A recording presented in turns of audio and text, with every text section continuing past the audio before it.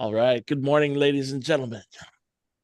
Uh, you guys know me. I'm DJ Gusty Gus from Hawaii P20 in the University of Hawaii. My job is to announce your presenter for the day. You all know him.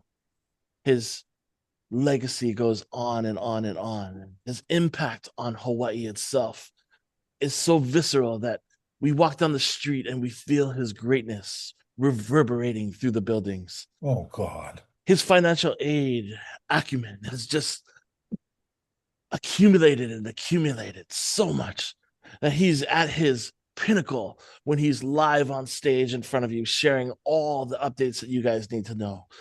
Ladies and gentlemen, please put your hands together for the godfather of financial aid himself, Mr. Frank Green. Ah. Okay, so obviously DJ Gusty Gus Ah! has been working on his vocabulary and learning new words that he can use. And yes, I am still here. I haven't gone away yet. It will happen one day, but not quite yet. So welcome everybody. It's great to see you, even if it is on a computer, but we do wish, and I'm sending you fried rice coming your way. Enjoy. I'm lying. It's not coming. So let's go ahead and jump into it. We got a lot of information for you. We are recording, as DJ mentioned. The video for this, the easiest access is going to be collegeiswithinreachhawaii.com because they got really smart people that know how to do this stuff and they get it posted right away. So I would recommend going there first. We will eventually have it on the pacfa.org site, the financial aid website, but it takes us a little bit longer. We are in a webinar format, which means your cameras, your microphones, and the chat have all been turned off. We're not using any of that. We definitely want to be answering your questions, so please post your questions in the Q&A. We will look at them and take charge of those questions at the end of each presenter's session so we can get that information to you. And then most importantly, the restrooms, they're down the hall, the left or the right-hand side. It's your choice. Just go pick your favorite tree or bush and you're good to go. I'm going to jump right in and I'm going to have the Hawaii Community Foundation and Tara get us started. So Tara, welcome. Good to have you. Thanks for being here. Thanks, Frank, and aloha. Good morning, everyone. I'm glad to be here again to present to you with my colleague, Kelly DeHillig, who is our program associate at Hawaii Community Foundation about our 26-27 HCF Common Scholarship application. We have some updates for you this year that we'll go through about our application and our cycle.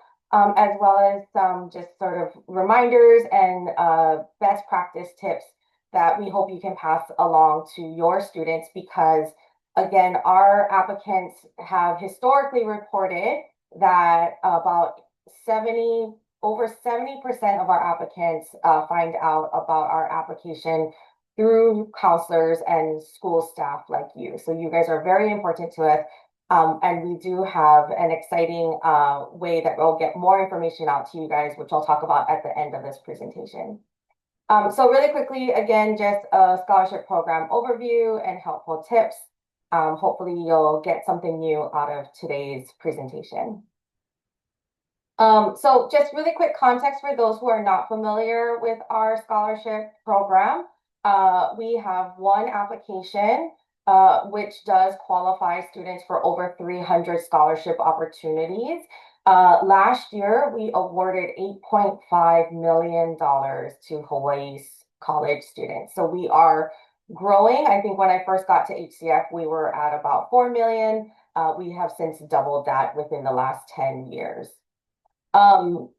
Students can be awarded up to the cost of attendance with our scholarships.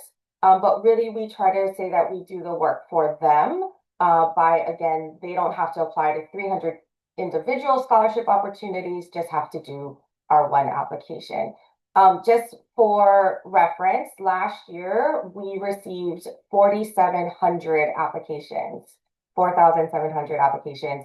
About 26% of our students applicants rather were awarded an HCF scholarship, and the average recipient received almost $7,000 last year in scholarships. So, you know, we think it's worth it if they are able to take the time to do the application. So for the 26-27 cycle, we will be opening on December 8th. Applications will close on February 26th, 2026. We thought that was a helpful date to try to remember our deadline. It will close at 4 p.m. Hawaii Standard Time sharply. Of course, if it's in by then, it's in. If it's not, it's not. We have made an adjustment, which we started last year, to our letters of recommendations. We know there's many students who start our application on our deadline day, so they don't tell their recommenders that they are going to be receiving a notice. And so we have given letters of recommenders of an additional 2 weeks to submit their letter of recommendation. So that's helped, I think, a lot of recommenders feel like they're really able to help our applicants. So just going to walk you really quickly through how to apply if you're not familiar with our application. And you can go to our website at hawaiicommunityfoundation.org. In the top right-hand corner, you'll see a student's menu option. You go ahead and click on that. And that will then take you to what we call our student website page. On this student website page, you'll find everything from our flyer to where to log into our scholarship manager portal. Ours also how to contact us if there's any questions about our process or application, along with just other relevant information. And so we encourage you to visit this page. Once you click on the login to our scholarship portal, then it will take you to an external website where the students will either need to register and create a new scholarship account if they have not already. If they do have an existing account, of course, they can just log in. We also try to put some relevant information on this login page, such as if our application is open, and of course, recommending that they do the FAFSA. We do encourage students to use a personal email address like their Gmail or Yahoo instead of a school account, only because if they transfer schools or lose access to that account, then they won't get any email updates from us, which also include award notifications. That is the main way we communicate to our students. So we do ask that they use an account that they'll never kind of lose access to. But also, please note, we use the same system as UH, and so they will need to use a different email address than the one that they use to create the UH Foundation account. So basic eligibility criteria for our scholarships. This applies, we say most, if not almost 99.9% of them. There are a few that we have grandfathered in that the criteria does not apply, but of course, be a resident of the state of Hawaii, demonstrate some financial need at least, and maintain a minimum GPO of 2.0. We have 2 required documents for our application that must be submitted. The first one is, of course, their transcripts. We'll take unofficial or official. But it does need to be their most recent transcripts, and the transcripts must include, of course, the institution name, the student's full name, the list of their course history, of course, their cumulative GPA. A lot of our UH students tend to give us a transcript that they print out that does not have the cumulative GPA on there, but that's really important for us. And then also just making sure that if the high school seniors, it's okay if they don't have their 12th grade grades, but for current college students, it must include at least their first year of semester grades. The second document, which is required, of course, is the FSS of the FAFSA submission summary. So, of course, after they do their FAFSA, really what we need off the FSS is their student aid index or their SAI. And it must be for the current year. They can screenshot it, that's fine, but we just need at least to see the full name of the student, the SAI and that it is this current year's FAFSA. So I will say there were a number of students or applicants last year that we were unable to verify this for. And honestly, this is probably this and the transcripts are probably what gives students the most, or probably the larger reasons why they sometimes don't qualify for scholarships because we are unable to verify this information. So just please, when you're working with them, we don't need the full thing. Again, we just need it to at least have those three important key pieces of information. And according to the Federal Student Aid Office of the U.S. Department of Education, the Better FAFSA is working. FAFSA submissions were up by 8% last year compared to the previous cycle. It's going to open up earlier this year, so hopefully all of that will help applicants sort of alleviate some anxiety around doing their FAFSA. So we say the required essays, but really they're short answers. But I know a lot of you guys help students to sort of pre-write this even before our application opens in December. And so just wanted to give you guys a head start with that. Really, after they choose their major or intended field of study, we just ask them to explain, why they chose that or intend to go into that field. And then, of course, because we are Hawaii Community Foundation, we have a question around, how will they give back to their community, because that is important to us as well. So additional optional documents, of course, it can be anything from letters of recommendation. We do, for female applicants only, ask for the Ho'oulu verification letter if they want to qualify for some scholarships that do require that. And of course, for high school seniors, the SAT or ACT scores. This one is really important for high school seniors because this one actually will qualify them for 2 scholarships that will provide full rides for 4 years. The optional questions, of course, there's everything from short, just yes or no answers to maybe selecting, short answers to full essays. All of the additional questions, though, if it appears for that student or for that applicant, will qualify them for more scholarships. So although they are optional, we highly encourage them to answer every question that appears for them in their application. This is a question sometimes that we get that's a little tricky, but we do have many private companies in Hawaii, private businesses in Hawaii that set up employer-dependent scholarships with us. This one is more just FYI for students who are looking for specific scholarships, but just making sure they know where to find those if they say, a lot of them are like, my mom works for Bank of Hawaii, where can I find that scholarship? But it is in what we call our affiliations questions page. So that pretty much runs through sort of the application itself. Just again, some reminders that will open on December 8th. We will close on the February 26th, 2026 at 4 p.m. And of course, the letters of recommendation deadline will be a few weeks after that on March 13th. So now that you listened through all of that, I will try to give you guys some best tips or best practices.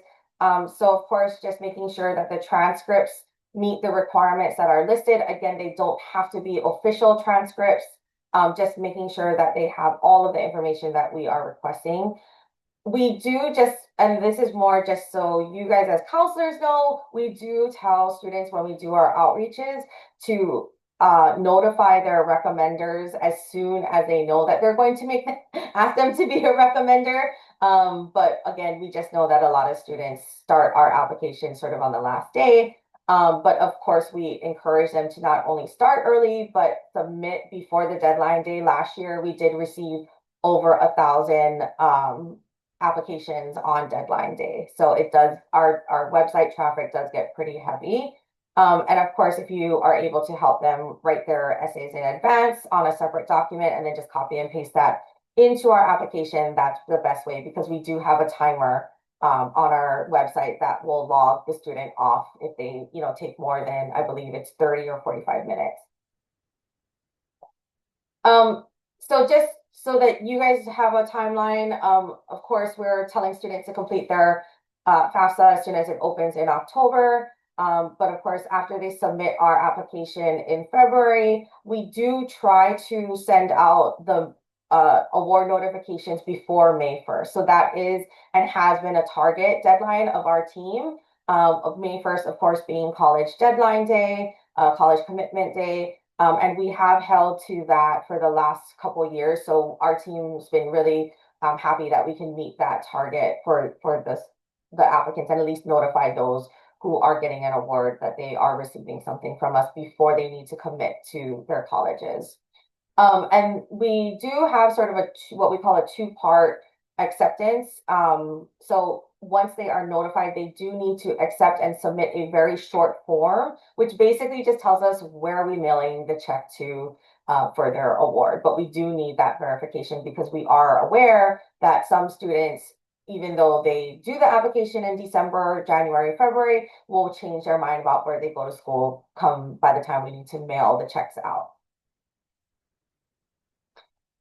If there's any questions, you can always, again, contact us, but please, we encourage you to visit our website, again, where you can find all of our resources, including FAQs about our scholarships process, as well as a downloadable copy of our updated 26-27 flyer, which is now on our website. I don't need to go over this for this presentation. I think Gus and Frank will do this justice, but just to let you guys know, when we do our outreaches to students, we are encouraging them to, of course, contact our local P20 support for any FAFSA questions or help. And then, of course, our contact information, if anyone wants to take it down, we do have a hotline that is manned by Kelly, as well as our other program associate. So that's the best way to contact us because somebody will always answer. If they don't answer, they will get back to you as soon as possible. You can also email us. Somebody is checking this email every day, every business day, I should say, during normal business hours. And then, of course, again, our website information. And lastly, so this is something new that we're really excited to share with all of you. Seeing as how our program has really grown over the last couple of years, we are going to launch a quarterly newsletter that is geared towards college counselors that are assisting students with our application. We hope you will sign up. I believe Kelly is going to drop in the chat a link that you can sign up for our listserv. We hope we're aiming for our first newsletter to go out in November, but it really will be around important updates about our scholarship program, things that you can be telling your students about. We will also try to provide other relevant resources like financial aid data or other helpful financial aid resources. And you may even also see some of your previous students highlighted as our past scholarship recipients here and there. So please, again, feel free to sign up. Looks like we might need to change the settings on that form, but please go ahead and copy that link down. Otherwise, contact us and we'll get you that form link as soon as possible. Otherwise, thank you. Any questions that I can take right now? Yeah, Tyler, there's a bunch of questions that are popping up. Okay. The first one is, how can counselors get electronic versions of the Hawaii Community Foundation Scholarship and your scholarship application flyers? Yes. So again, the link will be on our website, but I'll go ahead. I think I see that question in the Q&A, and I will drop the direct link for the downloadable and printable flyer. Okay. Perfect. When you're talking about the current year's FAFSA, are you talking about the one that's opening on October 1st, 2026? Yes, the 26-27 FAFSA, yeah. Perfect. And why is the KS whole new verification letter only applicable to females? Yes, that's a good question. That is a requirement that was set up by the donor who created the scholarship in the first place, to support Native Hawaiian females. Okay. And then will test scores only be shared with scholarships that require it, or will it show up on the student's application to all scholarships to see?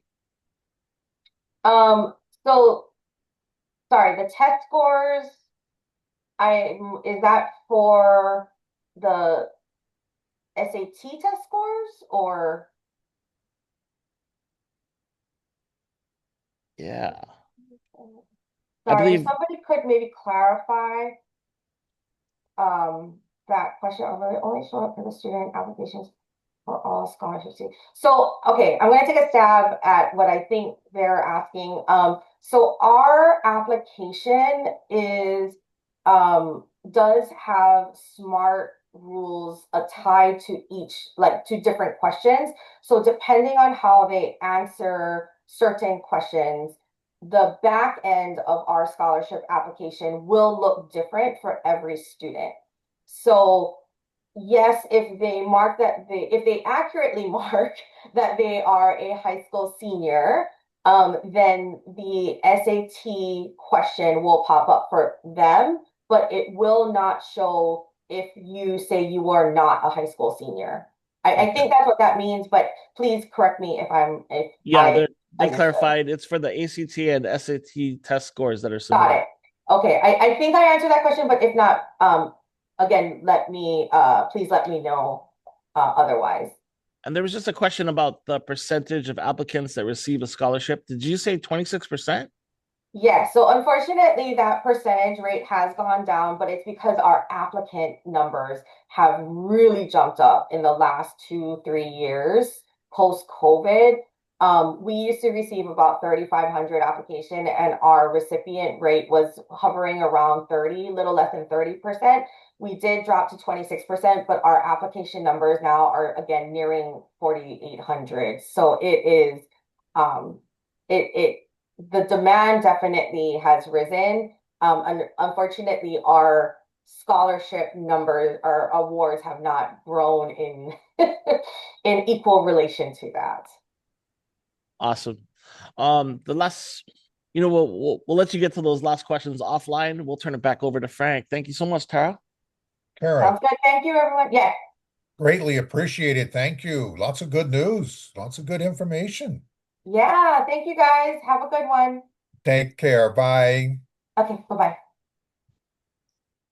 Moving right along, we're nowhere near being done. I'm happy to announce that Amy Akana is here. And I got to tell you how much I'm appreciating Amy. Amy is actually in a new position. This is not technically her job right now, but I begged and pleaded on my knees and cried as many tears as I could generate to have her here today and not leave us and provide us with all kinds of good information about the UH system, CommonScript. God, yeah, you know what she's doing. Amy, thanks for being here. It's good to see you. It's All good. yours. Hello, everybody. Thanks for coming today. And I see some familiar names in a list from last week in Hilo, so good to see you again in that case. But yeah, I'm going to talk about the UH System Common Scholarship application. And what's nice is that a lot of what you just heard from HCF is going to be similar because we use the same database vendor. And so in a lot of ways, you will hear similar messages that they shared with you. So I like to tell students if you do one, then jump over and do the other one because it's going to look really familiar and feel really comfortable, and then you've applied to all the scholarships. So, so bear that in mind. I have this QR code here as well as our website, which will take you to the link to apply to the scholarships, which is a great thing to bookmark and share with students. I will apologize that our website is currently a little out of date. I am working on getting that updated. As Frank said, I'm in a job transition, so it's just taking me a little longer than usual. So that will be updated soon. If you notice that it's a little out of date, I am aware of that. So our application is going to open on October 1st, which is just in less than 2 weeks. It's coming right up on us. And we stay open until March 2nd this year. So that's quite a long period of time for students to get their applications in, take their time on those essays, feel really good about their application. Similar to HCF, it's a single application. We have about 800 scholarship opportunities in ours because some of them are system-wide and some of them are campus-specific, but it's one application for all 10 campuses. So no matter where a student is planning to attend in the UH system, no matter their major, their residency status, any of that, if they're going to be a UH student anywhere, this is the scholarship application they want to make sure they do. And similar to HCF, we do all the matching on the back end for them. So they don't need to opt into any particular scholarships. We just take their answers from the application. Anything where they meet the criteria, we're going to consider them for that scholarship. So for this 25-26 year that we've just started, we were able to award nearly $3 million system-wide. Oh, can you, sorry, Frank. And so similar to what we just heard from HCF, you know, our application numbers continue to go up. Our donor funding has not matched that pace. And so we hope to continue to hold steady on that, but we're always looking for new donor opportunities as well. Okay. So again, you need to be a University of Hawaii system student anywhere in the system, any of our 10 campuses. Students will need to be able to log in with UH credentials. And so our side of this will force them to log in with a UH username and password. They get that after they're admitted. And so we do want to encourage students to start that admissions process early so that they have time to get those credentials and still have time to work on the application. If you're working with any students who are in early college, they already have that. So if they were in an early college program, any kind of dual enrollment program, they already have a UH username and password, and that will stay with them as they matriculate as a degree-seeking student at UH. So some of your students probably already have that opportunity to log in and will be able to start the application on October 1st. We do not require the FAFSA for our scholarships. We do strongly recommend it. And I think you're going to hear over and over again during the season of applications and every year, we just want students to apply to everything. Any opportunity to get money is going to be a good opportunity for them. And so, again, we don't require it, but we do strongly encourage that FAFSA application. But you're not going to see a part in our scholarship website where it asks for that student aid profile or anything like that. For incoming high school students and any students who are transferring new into UH from maybe a different college system, we do ask for those transcripts. If they're currently in UH or again, that example of early college, we don't require any UH transcripts to be submitted to us because we can already access those internally. But certainly we want those high school transcripts if they're coming in to us from high school. Unofficial transcripts are fine, but I do encourage students, since our application isn't closed until March, to go ahead and wait until they have that fall semester senior year grades on their transcript, just because that gives us the most accurate and up-to-date picture of their academic success. And so we do encourage students to go ahead and wait until those fall transcripts are available before they finalize that submission. Students are given the opportunity to list 1 to 3 recommenders. These are optional, but we do strongly recommend it because some of the scholarships in our system are going to look for that as a criteria, that the student has at least one recommender. And so similar to what you've heard earlier, some things are optional, but the more information they can give us, the more scholarships we're going to be able to match them to. And so we do ask for a name and an email of between 1 and 3 recommenders. And then we send out an email directly to those people. So then we work specifically with the recommender to get all the information in and match to the student's application. We do have 3 general essays that are short answer or 300-word medium answer, I guess. And we'll talk about those in a moment. And then also we ask about community service. And then there are other specific essays that are linked to specific scholarships. So you know, the example I always use is carpentry innovation. Well, if you're not a carpentry student, you shouldn't probably take your time answering that. But if you are, that's an optional question that's there for you that's going to link back to specific scholarships. And then, of course, always reminding students that it's not enough to fill it out. They need to actually submit it and actually click yes, submit, and yes, really submit. And then they're going to need email from us saying that they've submitted. And if those things don't happen, it doesn't matter how much of the application they filled out, they're not going to be considered a submitted application. So Every year we do have students who get all the way up to the finish line and then for whatever reason don't actually click that final submit. And that's always really disappointing. So for them and for us, you know, we want them to see some good return on their time. So just remind your students that until they get a confirmation email from us, it's not a done deal. Just to make sure they go all the way to the finish line. So these are our essay prompts for our general essays. A change this year is that we're actually requiring the first two. So last year, you might remember, we only required the how are you planning to pay for college question. Based on feedback from our review committees, we are this year also going to require the academic plan question. Why did you choose this major? What are you planning to do with it? Those two things together are going to give us some really great information to match students to funds and make sure we're making the best selections. But again, that third question is optional, but if a student can answer that, that's going to help us get to know them better and match them with more scholarships. And again, those are just 300 words each. So we don't want students to feel like they've got to write a huge paper to us. I know we got feedback in the past couple of years or prior to last year that was really intimidating the students and was kind of causing them to stop out of the application midway. So this is a change we made last year, and we actually saw a 17% increase in our applicant pool, which I think, I mean, who knows if it's just because of this or many other things, but we felt really good about that, and it made us feel like we were on the right track. So again, we do ask about community service experience, again, optional but highly recommended.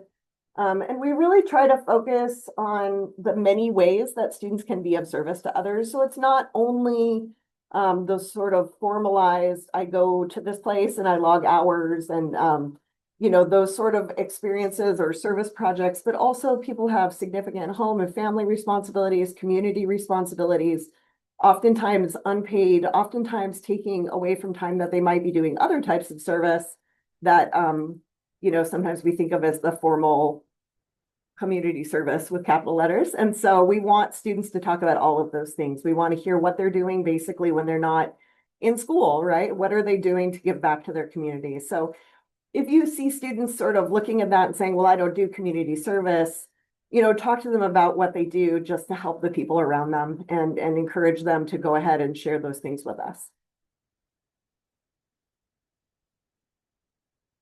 So for those letters of recommendation, like I said, it's 1 to 3 people.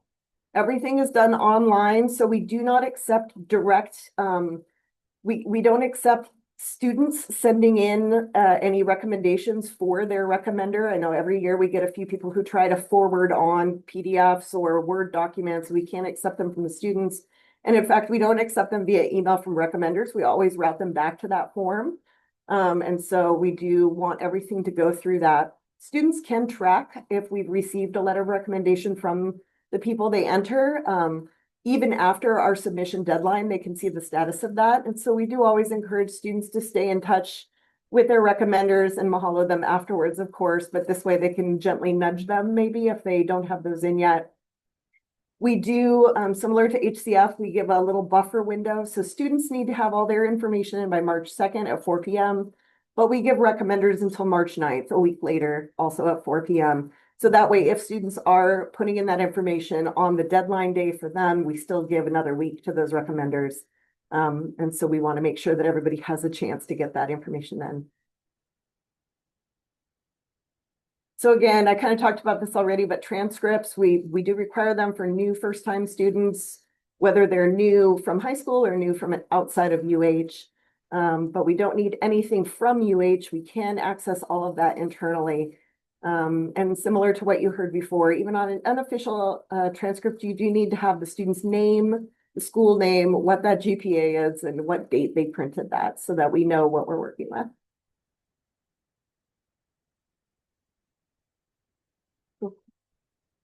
So just a few tips and recommendations for our scholarships. We do not conduct any application review prior to that March 2nd deadline.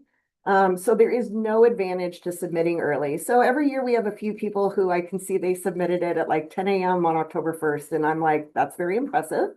And also, I hope that they didn't rush because they didn't need to. So there certainly is no advantage to submitting early, unlike the FAFSA, where you do want to submit as close to the opening date as possible. For us, we review them all at the end. So take their time, make sure they're really happy with the application before they submit it. But I also always advise students, do not wait until that last moment, because it seems like every year something happens at like a windstorm or a power outage or something.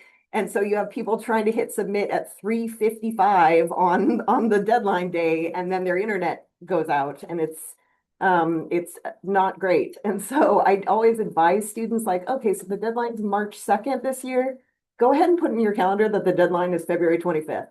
And then if something goes wrong, you have some days to work with. You haven't like closed that window on yourself. So you know, it's sort of that balance. And that's something that I always advise students. I do advise students to answer everything really completely and accurately and not expect us to chase them down for additional detail. We had 4,200 applicants last year. If you didn't answer a question fully, we're not probably going to have time to come find you and find out, like, what about part B of this question?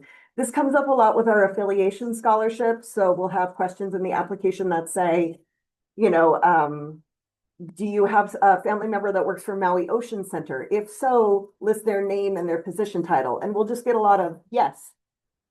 Well, okay, that's part of the question, but I'm probably not going to have time to find out who that person is. And so, you know, make sure that all of that information is there for us so you don't lose out on a scholarship. Every time a student moves forward in the application, that progress is going to be auto-saved for them. So they don't need to do it all in one sitting. They can go in and out, take their time, make edits. Everything is editable until they hit that final submit. And so I do encourage people to read over things, proofread, have other people proofread for them, and make sure everything is exactly as they'd like it to be. We're not too worried about people recycling essays from other scholarship agencies, but we do want people to write to the prompt. And so sometimes we see people who submit essays where you can tell they're answering a question that's maybe similar to what we asked, but not actually what we asked. And so that's not going to be to their advantage. So always make sure that students are writing to the actual prompt in the question. And we always get the question about AI. Is this, you know, like, do we want to say no AI or don't, you know, welcome it or anything? And, you know, really all of our questions are asking them about student lived experiences, what their plans are, what their hopes are. AI is not going to be able to do that for you, or at least not as good as you can do it for yourself. And so, you know, I know that there's a lot of adaptive possibility within the world of AI, but we just really tell students that it needs to be like their thoughts, their words, their ideas. That's what's going to serve them the best in the process. And so if you have any questions, so like Frank said, I'm transitioning into a different role, but I'm still with UH and I'm still checking this email for now until we get it fully, like a nice smooth handover to someone else. And so this Scholars at Hawaii is a great place to send your questions, whether it's you or students directly. And that phone number is still monitored. And so we're going to continue to support this process through the application launch and have a really nice smooth handoff, so that hopefully on your side of things, you would never even know that we had a staff change. That's of course the goal. And we're really excited to launch the application in a couple of weeks. So Hey, Amy, really great questions in here. For non-traditional students that are returning to school and have been out for a few decades, are we still requiring high school transcripts? that is a great question. We do not require them if they are, you know, like you said, a few decades, because we know it can be nearly impossible to hunt that down sometimes. But we do ask a question of when did you graduate high school? And so that's going to show in the application is like, my graduation date was June of 94. So even though I'm classified a first year freshman, you know, I'm not straight out of high school. And so that context will be available when we're looking at those applications. So no, we wouldn't require that. If somebody has it, that's great. But at that point, it's probably going to be more about their lived experience that they're sharing in the essays. June of 94. I remember June of 94. That is when I graduated, guys. Can you remind us again, when does the UH Common Scholarship open? October 1st, forever and ever, amen. Awesome. And do current UH college students need to apply every year for this scholarship? They should. So there's like an asterisk to that, right? So a lot of our scholarships are renewing. We try whenever possible to do renewing support once somebody's been awarded. And a lot of those renewals don't require the application, but I think it's important to apply every year because let's say you apply and you're awarded, or maybe you're not. In the meantime, the foundation is always connecting with new donors, always updating gift agreements with new criteria or modified criteria, always bringing in brand new scholarships. And so if I apply last year and I don't get funded and I apply next year, I might get one because there's different scholarships in the system. So I do think it's really important. And even with our renewing scholarships, funding can be volatile. And so, you don't want to put all your eggs in one basket, I guess. So you never know. And I have a student in college, and so we're like, okay, you got one scholarship last year. Let's try to add a second scholarship for your second year. Let's just accumulate as we go. And so I do think there's value in applying every year. Awesome. And it looks like that's it for the Q&A. Mahalo, Amy. Thank you so much. I'm going to stay on as long as I can, and I'll keep an eye on the Q&A too. Thanks. Amy, we appreciate you. Thank you very, very much for being here. You're doing double duty, girl, but we like it. Keep doing it. Well, Okay, so it was easy. Thanks. I'm muted, pressing buttons, nothing's moving. Kamehameha Schools, and we welcome back Day Mao. And I got to tell you, if you don't know, Day and I live right close to each other. We're in the same neck of the woods kind of thing. And as I was out last night about 1 o'clock in the morning cruising around, which yes, I do that frequently, I drove by Day's place and I noticed that the lights were burning in her office. She was actually working on this presentation in the middle of the night to have it here and bring it to you. So it's kind of the first time she's seen it. It's the first time she's presenting it, and it's all in your honor. So, Dave, we really appreciate the going above and beyond. And with that, it's all you, lady. Well, thank you. I think we are 45, 50 minutes into our presentation. So I do want you all to kind of take a deep cleansing breath. And it is more for me along with yourselves. And in that cleansing breath, I want you to forget everything you've ever known about the Kamehameha Schools scholarships. It is like an old boyfriend or girlfriend that name is never to be spoken again. There is no such thing as Naho o Kama'a Pauahi. So take that cleansing breath, and I'm going to sucker punch you into what's coming up for our new Pauahi Foundation Scholarship Program. So first of all, it is now called Pauahi Foundation Scholarship. And for the 26-27 academic year, it is a whole new ballgame. But we're super excited, and we want you guys to take the time to pass on as much information to your students as you can, but also understand that the Kamehameha Schools Resource Centers are in your community and are available to help your families through this process. So we do offer a lot of extra support. We will be attending the NHEA AHAs as well. So we want to tie into the community and really get the message out on what's going on. So let's get started. So huge important changes. And I'll just go over them and we'll wrap them all up.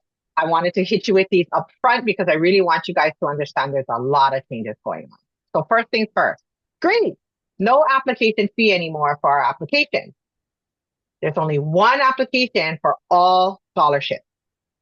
Naho o Kama'a Pauahi, we forgot about that one. That ex-boyfriend we'll never speak about again. It's part of the scholarships in the portfolio for the Pauahi Foundation. That means no CSS profile anymore. There's one deadline, November 30th. Every single component of the application must be submitted by November 30th, which includes, if required, recommendation and all documents. There is no KS College portal or that ex-girlfriend net partners anymore until after the application has been submitted. So we don't have that extra piece lingering 2 weeks after your application is submitted. There's one notification. Everyone will be notified at the same time on their scholarship decision. and there is no disbursement to the schools. Funds are sent directly to students who are awarded. So you're like my little no one, no one, no one, no one. We're just trying to get you to remember that these are all good things. And we want you guys to understand that these are the huge highlights that we need you to start communicating to the family. So how do you apply? So the Hawaii Foundation offers over 200 college scholarships for new and returning scholarship recipients. It includes both merit and need-based scholarships for those seeking degrees in a classified degree seeking program. Also, complete listing of the scholarship applications are listed at our website and the links are there. It is important that you start looking through those scholarship listings because that's going to determine what you need to submit. Next. Right? So, timeline, huge change. Application opened on Monday. It closes, everything shuts down on November 30th. Award notifications are in April, and checks are going to get starting. The disbursements will start to students in September. So a lot of the learning curve for is getting to know when the deadlines are, that all the deadlines are the same. And that timeline when it comes to students accepting and also understanding that students will receive checks in September. So they'll need to start planning and making adjustments of how they're going to enroll, get that check, and pay their schools. So lots of moving pieces, but we're going to work through it. And students just need to understand and know what's going on. Some of you may have to start having conversations with kids about, well, if you're going to the continent, where do you want them to mail your check? To mom or school? Those are some things that are coming up. We don't do electronic payment. So for those students who are awarded, they're going to have to manage that. I don't know. The only person in the panel who might know what a paper check is Frank. I don't know. What is that? Definitely, Huh? paper check. What's the paper check? So just remember, the most important message is applications are available now. Deadline is November 30th. And deadline is for everything. All right. So how do you apply? You're going to go to pauahi.org to access the online application. If any of you or any of your students ever did one before, everyone must register new for the 26-27 school academic year. You're going to create a secure password with upper and lowercase and special character. You must submit your online application and all required documents by November 30th. The application is pretty lengthy, but it's comprehensive. It's going to cover everything from your personal and your financial information, your personal statement. It's also going to prompt you to select the scholarships that you're interested in. So students need to start reviewing the information in the application portal that will describe each of the scholarships. It'll detail their eligibility and it'll also flag them if there are additional requirements. So there is a lot of work involved in it. And students and parents will need to understand that the process needs to be completed in its entirety. That doesn't mean that they're out of the running for every single scholarship. So here's a few tips that I'm learning as we go along. One, you have to get through the whole application. So here, we'll go over the required documents first. So applicants must submit the following no later than November 30th, their online application, their personal statements, a list of their extracurricular or community service activities, similar to a curriculum vitae. Current students at Kamehameha need to send in at least one letter of recommendation. Everyone else or alumni recommendations are dependent on the scholarships that they select. So additional requirements will be determined by the scholarships they select, and it will be detailed in the description of the scholarship. Because it's an all-in-one scholarship application, if you don't do the additional essay for the Gusty Gus DJ wannabe scholarship, then you will be out of that scholarship running. You may not be out of all of the other ones. Also, for the merit and the financial-based scholarships, if you don't complete the financial part, you still may be in the running for the merit part. So that rule is we want you to get as complete as possible to maximize your opportunities, but don't give up. If there are components of it that you can't get in or are unable to get, still submit by the November 30th date. Also, they need to review the application details so they can thoroughly make a good choice and then select the right people to recommend and additional documentation. It's a three-parter. You're going to do the application, sign the agreement, complete your financial and personal information. You're going to do the letters of recommendation if required, and then submit the required document. So the way the application runs, you must complete each section to move on to the next. So there is a bunch of stuff you'll need to do before you get to the letter of recommendation portion. So what students could do, because we want them to get those letter of recommendations out, go through the application, answer as many questions as you can, and then when you get to the letter of recommendation portion, make sure you're sending those letters of recommendation, hitting that button so you can give your recommenders as much time as possible. That might mean that in some of the sections, students might have to just fill in some text in the box to move on, like the additional required essays or personal statement questions. They might have to put PBA, fill in later to get to the next session, to get down to the recommendation portion. Because if they're gonna pick one that requires a recommendation, we want them to get it to their recommender as soon as possible so the recommender can do a good job. And that's always the loophole. So the message to the students is you can't start the application on November 30th. You can't. You're not going to get it done. You can't start it on the 29th. I wouldn't even recommend you do it on the 25th. It needs to be started and vetted through at least by the first or second week of November. And we will continue to remind you based of what's outstanding based on your submission date. So the earlier you submit your application, the more possibility we have to follow up with you and say, hey, we need this or that, or you forgot to do this, or that document you uploaded was unreadable, or you took the picture and your thumb is blocking your parent's tax return signature, stuff like that. So make sure the emphasis is getting it in early and submitting. All right. So we do want to remind everyone that Kamehameha Schools does apply a preference to the extent permitted by law. And the verification process is a process that Kamehameha Schools will still continue to complete. And we want to remind students to reach out to us. The process is 3 steps. They do the application or the HAR ancestry form. They submit birth records, and then we'll go ahead and process that application. If students are already registered with us, they don't have to worry about it. If they want to check with us, they can shoot us an email or call our resource centers, and we'll be able to help them through that process. But anyone is welcome to apply, no matter if they're registered, starting the registration process, or not registered at all, or don't intend to register.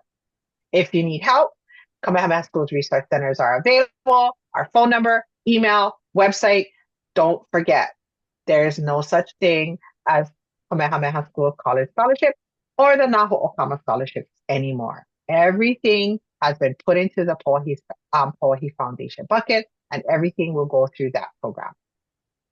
It's a new year, new us, and we're super excited. We're hoping that this helps our club completion rate.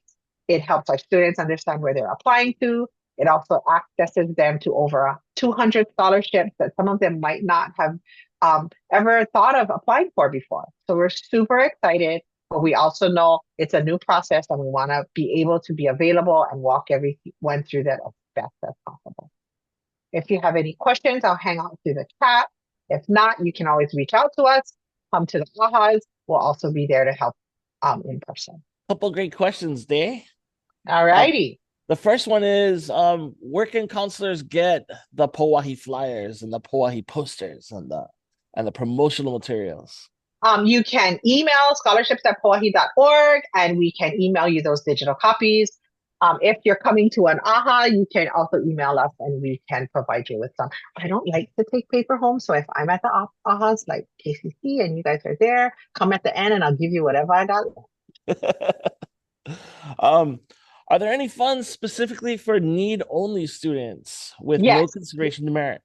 Yes, we do. That's the basis of our application. If you select an option that you're looking for need-based scholarship, we will run you through that application and include all the financial information in that one app. Okay. Could you clarify again the specific financial documents the students may be prompted to submit? We are looking for the 2024 federal tax returns and W-2s. Signature needs to be on the 1040. And I forgot to mention, we will not be utilizing the FAFSA report for our scholarships. Wow. So we're trying to make it a lot easier. A whole new world. It A is. new exciting point of view. I don't know if excitement is the right word, but we're gonna go with that. We're gonna go with that today. Okay. Here's Any a other great questions? great suggestion here. Is there any reason why the application has to have the letter of recommendation section after the application is started? Is there any possible consideration in the future to have this invitation for the LOR be accessed before the starting the application? That is actually a great recommendation. This is a new app for us. Kamehameha Schools actually, our post-sci team, the Hawaii Foundation team, had to design this very quickly so we could roll it out. But that's definitely something I'm going to take back to our team and let them know, hey, is there a way that we could put that a little higher up on the process of the application so students can get it in quicker? That's a great recommendation. Thanks for that. Well, W-2s are required. Okay.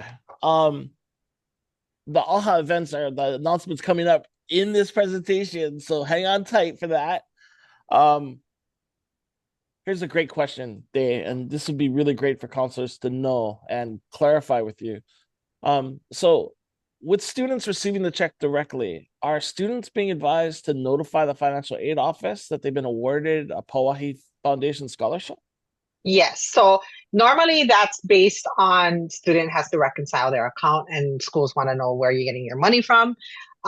We are going to have a post-award portal, which is the college scholarship portal, which will house the information regarding their awarding, if they're awarding, and the timeline of the disbursement. We usually tell students take a screenshot of that information because it does list how much their award was, who the student is, and what college the award is for. That information is housed in that portal for the students so they can take a screenshot and send it to their financial aid offices. It's also important to note disbursements start in September. Students will have post-award kuleana to maintain in order for us to send them their check. So that is a rolling timeline. Students are not going to get the check on September 1st based on they got awarded in April. It's based on their submission of their post-award kuleana. So it's important for them to keep up with us even after they've been awarded. Okay. Day, a couple questions are popping up in the Q&A. We're going to invite you to hang on with us. And we appreciate you coming out and sharing all of this updated information on the transition. But definitely have your students. For a lot of you, we are a support. So resource centers are a support system to all of our programs, and we know that a lot of you counselors are always encouraging the families to come in, and we want you guys to continue to do the same. We don't want you guys to get caught up in the middleman playing telephone with all these students that have questions. Send them our way. We'll sit down with them if we need to one-on-one in person. We'll take a phone call, email, whatever we need to do to help any of them through any of our processes. So definitely continue to send them. Awesome. Thank you, Day. Godfather, You're back to welcome. you. Actually, no, I gotta go to Day. This is bothering me, and I want to shut up, but I can't do it because I am who I am. If you're sending out checks to the students in September, most of their accounts are going to be due in August. Yes. You know, with school starting around the 21st of August or Yes. whatever it is. You know, here come the phone So how calls, does pay that your work? bill. Yeah, How does that gonna work? So their parents are going to rack up a lot of Hawaiian miles on their Yeah. Bank of Hawaii Barclays card and then Gotcha. pay it off in September. We all got to make plans. FAFSA is not guaranteed. The scholarships are not guaranteed from any of our organizations. I would love to just have a helicopter and just dump money out into my neighborhood for all of our college students. That would be Yeah. awesome. But we got to make plans. So it's tough conversations for families. We got to be with, hope for the best, plan for the worst. And the other advice I think I would give students, especially if the parents don't have their Hawaiian Airlines MasterCard, you better get one. Set up a payment plan. Yes, But definitely. I know Definitely. my school does, and I think most schools have an opportunity for students to set up a payment plan. So rather than having to come up with the full amount right now, you could just do one monthly payment, and by then, hopefully the Get your Kamehameha payment. money is there. So you're There not are a stuck. lot of, yeah, there are a lot of schools. We've started rolling this out this year. So this is a learning curve for us too, and the colleges. We have a lot of great partner colleges who have worked with our scholarship programs for years. Yeah. So they know that the money's going to get there. Might not get there on August 1st, but it's going to get there. But now the students have to have those conversations with their financial aid office and be more proactive in, hey, I'm getting $5,000 from Kamehameha Schools. I'm going to get it in September. How can we work this out? I'm going to bring the check in and I'm going to sign it over to you or whatever the plan is and work with their schools and ask. They don't have, there's, there's no penalty in asking, Well, but and having those conversations and making sure that they're vocalizing to the schools what their situation is super helpful. and that's just an excellent, excellent point. You got to talk to us. I mean, I mean, we love Kamehameha. They're our best buddies, but we don't work for Kamehameha. We don't necessarily know that you're receiving a scholarship. We're not getting notification directly from Yes, Kamehameha or Hawaii. So students, you need to take that responsibility and talk to the financial aid office and let us know it's coming. We may just tell you too bad. I mean, it's not here. But other than that, how am I going to know? So we yes, don't know automatically. Students, you got to come and talk to us and let us know what's going on. definitely. Cool. Hey, It's Thank a you. Godfather. lot Thank of you. Thank you. lot of responsibility put back on the students and their parents, but also a lot of latitude for them to make some decisions about their family and have other options. So Yeah. we want to support that. We want to support our students in the best way that we can within the parameters of what we're able to do. Well, we certainly appreciate that, and I know the students do as well. You know, All Godfather, right. Jody was on, and she wanted to reiterate that the cashier's office, not the financial aid office, at some institutions are the ones that handle the tuition deferment forms or payment plan. So just something to consider. Yeah. Okay. I'm aware of that, but you run into other issues like over awards. Um, so I mean, the student's going to have to stay on top of it. We will never speak of that. There we go. That never bring that up again. And of course, I have to work in financial. Never mind.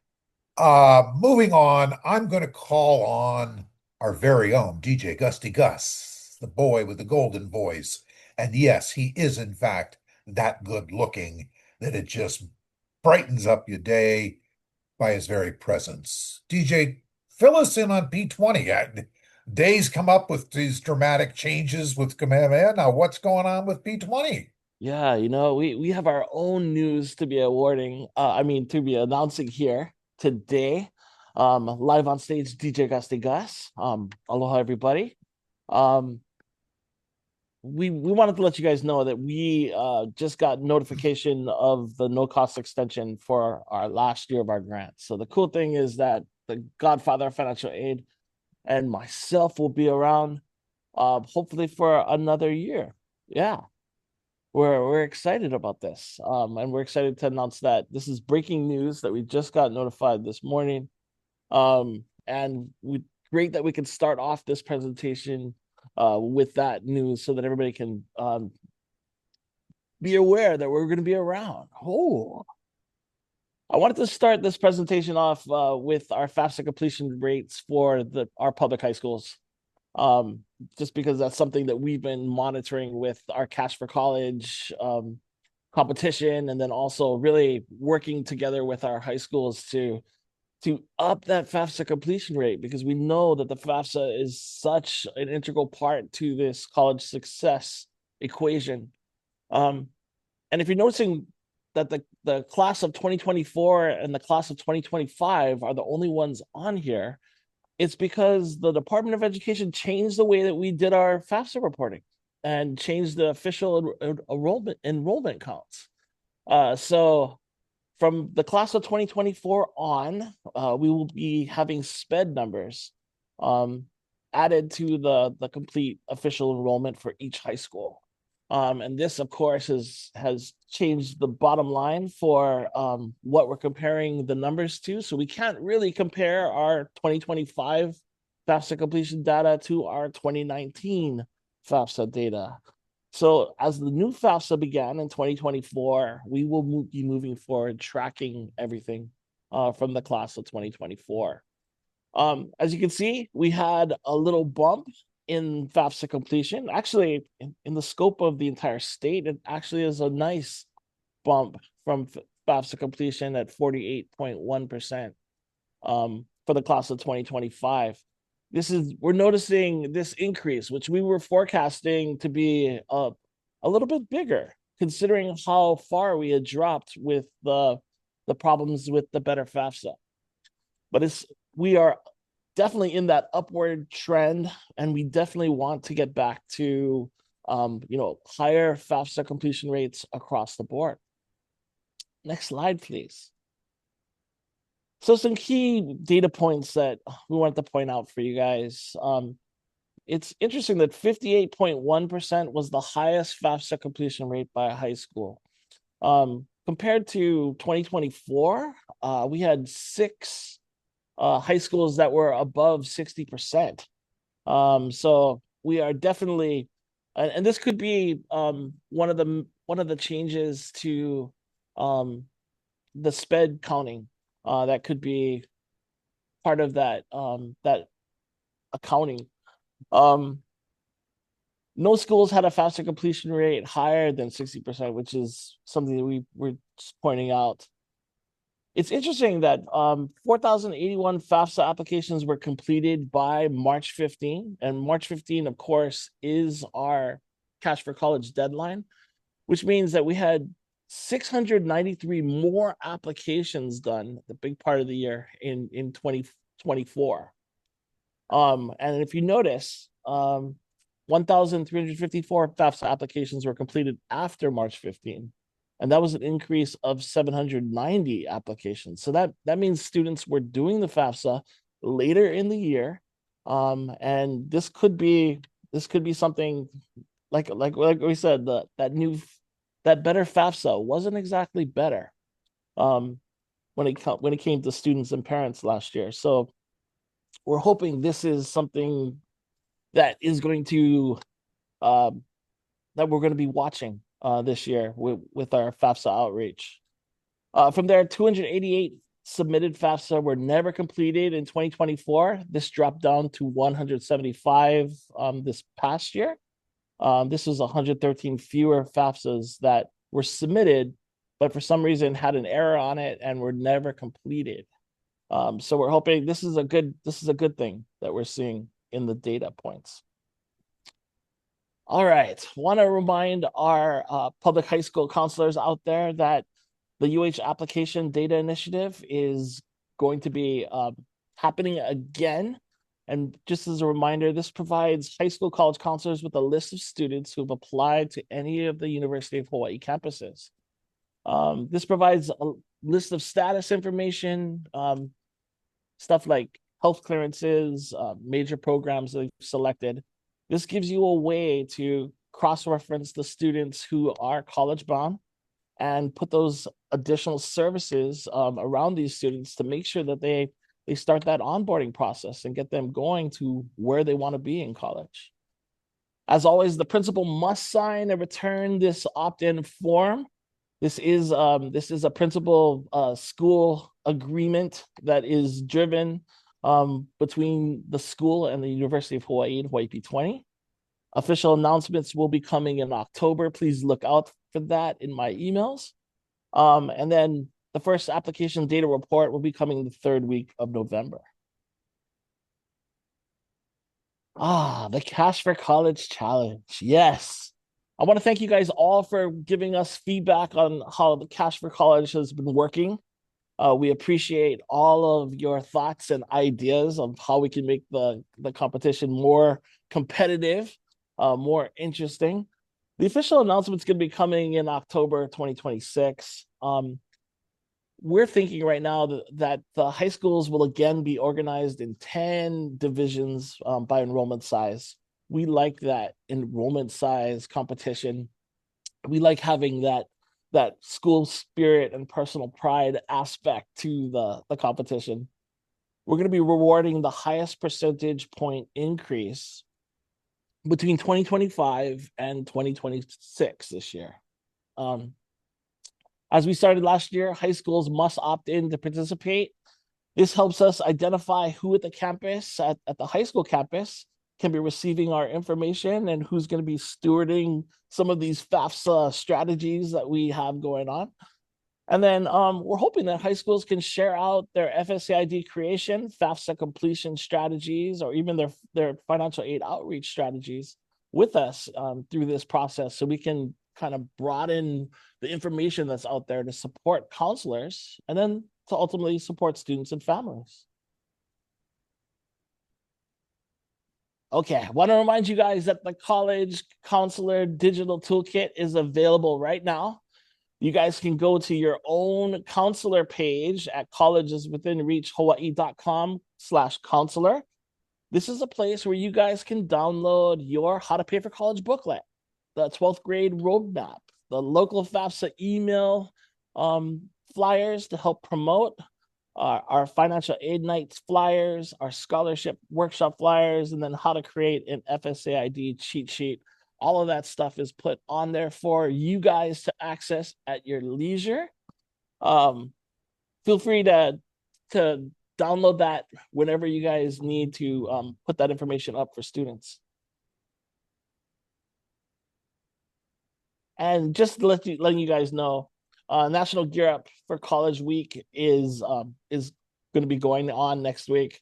We're hoping you guys are starting a college planning event, doing an FSAID workshops, those kinds of things. We are just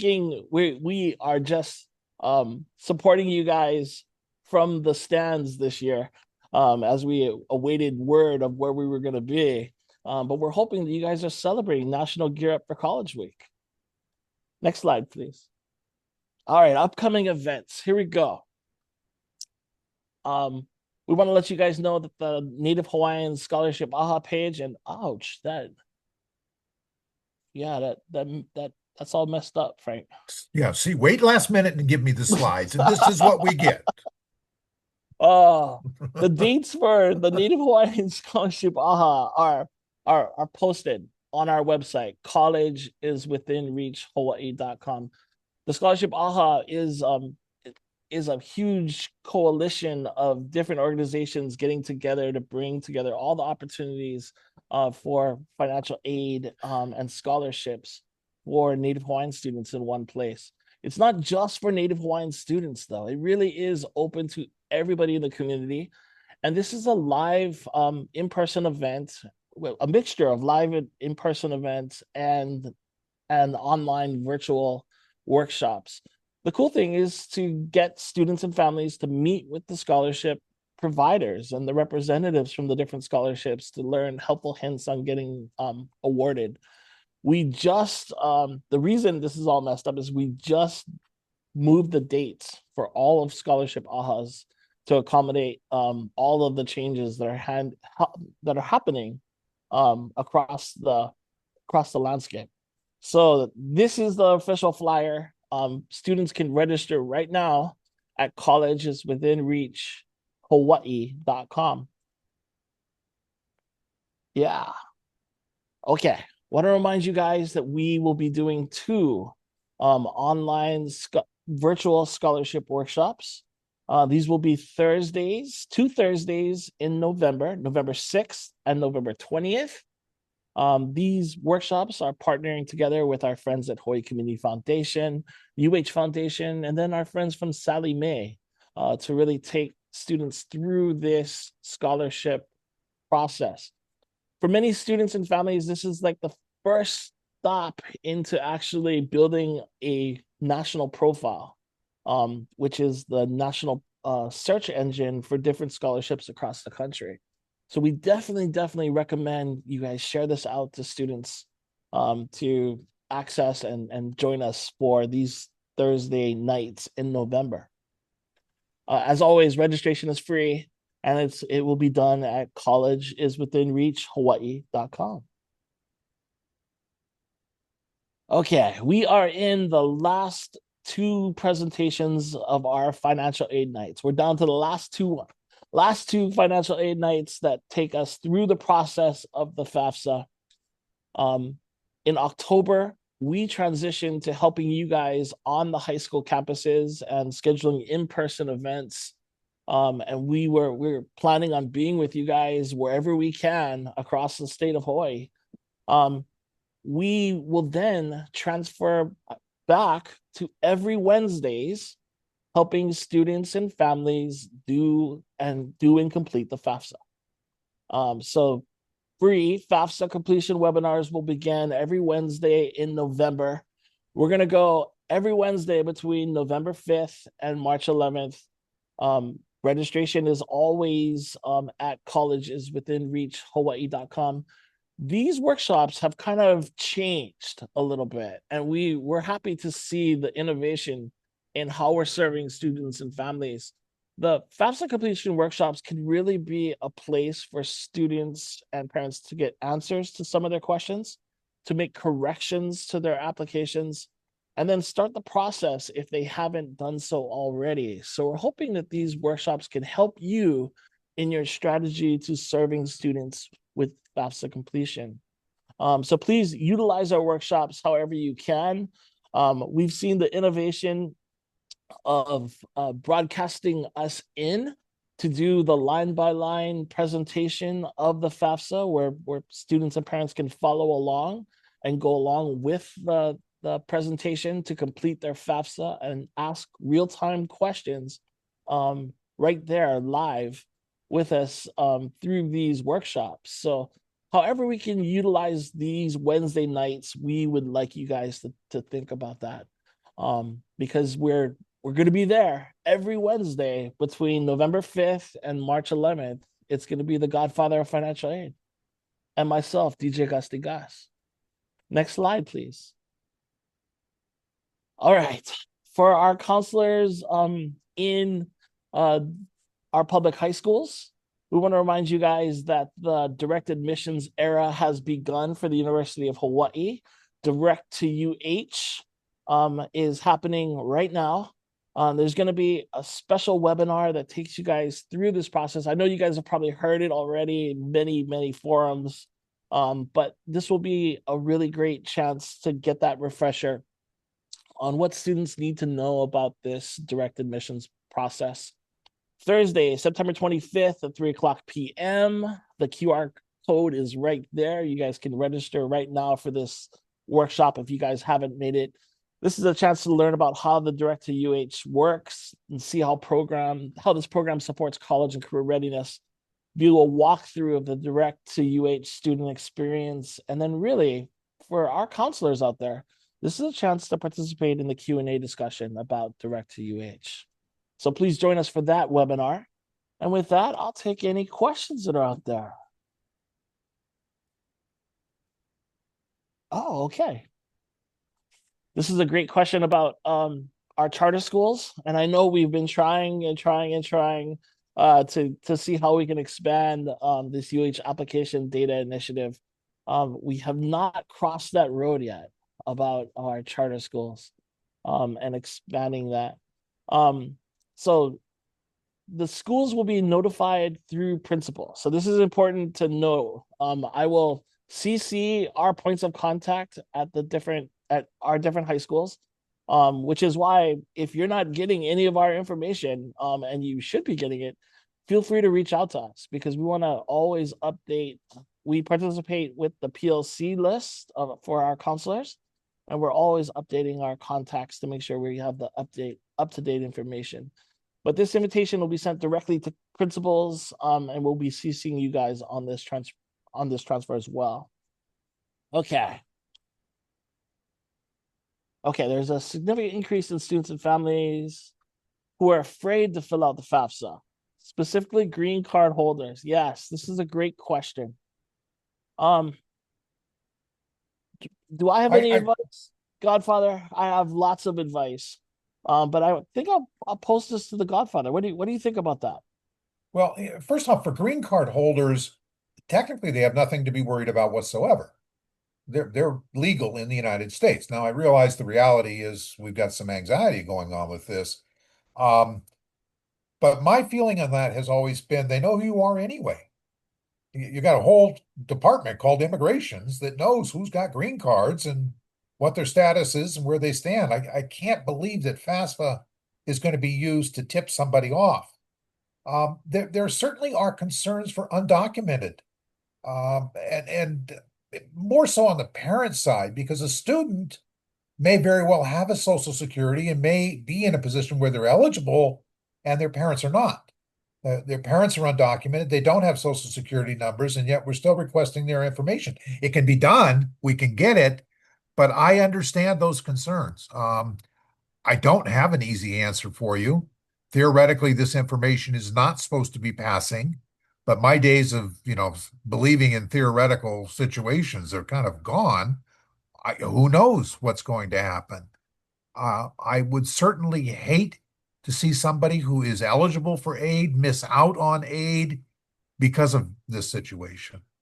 So that's not a very good answer, I realize, but it is kind of what it is, and we're dealing with the reality that maybe it's a problem and maybe it's not a problem. Yeah, I have my own thoughts regarding these issues and these challenges. It's such a nebulous time for us. Um yeah, I will you know what? I will answer those questions off the air. How about that?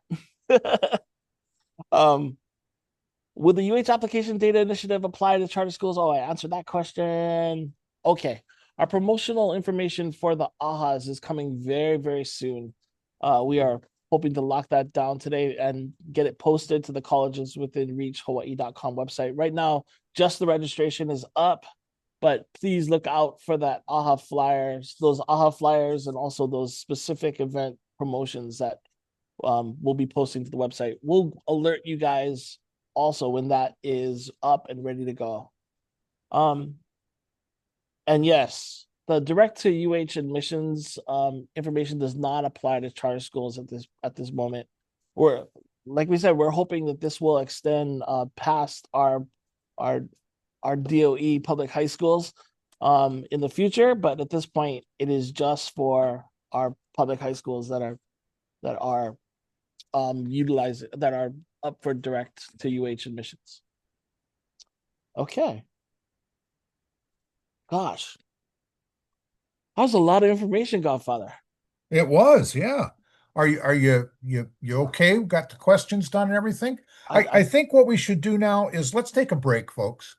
We're about to launch into the federal side, and Frank, he never shut up. He'll keep going and going. But no, we've gotten a lot of good information to give you time to clear your head or maybe fog it up a little bit and refresh your beverage, stretch your legs, take a bathroom break. Let's take 10 minutes. It's 10:30 now. We'll come back at 10:40. And Lauren, could you pause the recording? And when we come back, we'll start it up again. So again, 10:40 on the button. We'll get started once again and wrap up for the day. Mahalo plenty. Thank you very much. And we're going to jump right in and take a look at the 2026-27 award year for FAFSA and related financial aid stuff. I present you Happy Bunny. It is going to be a good year. Things are cleaning up quite a bit. They've fixed a lot of the stuff that was broke, and hopefully we're going to be in for some smooth sailing for most of it, not everything. Just to kind of start us off, funding levels for 25-26, our current year, the federal Pell Grant is still at $73.95. It was a level funding kind of straight across the board from 24-25. What award are we going to have for 26-27? Order up a picture of beers and we can sit down and we can talk about this till we're blue in the face. The bottom line is we don't know.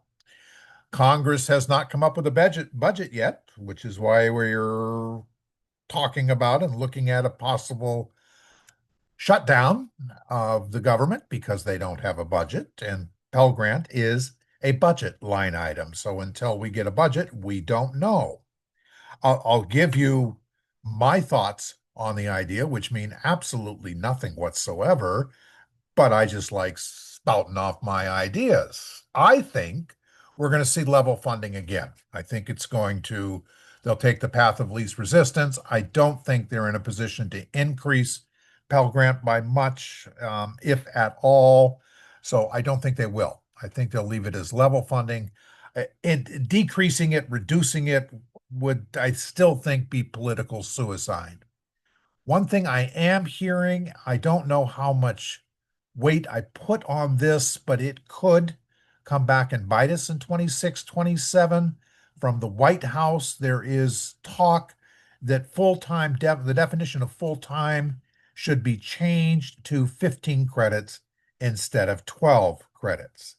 Now that's interesting because now technically it wouldn't reduce the maximum Pell if we left it at 73.95, but students who don't attend 15 credits or aren't taking 15 credits would not receive the 73.95 because they're not attending full time.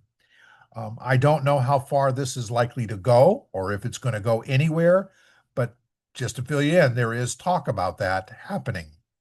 Our minimum Pell Grant is 740 for this year. It is a 10% amount rounded to the nearest $5 off of the basic or the maximum Pell Grant. So if it stays at 73.95, our minimum Pell Grant would remain at 740. If they change the maximum, of course, this would change the minimum.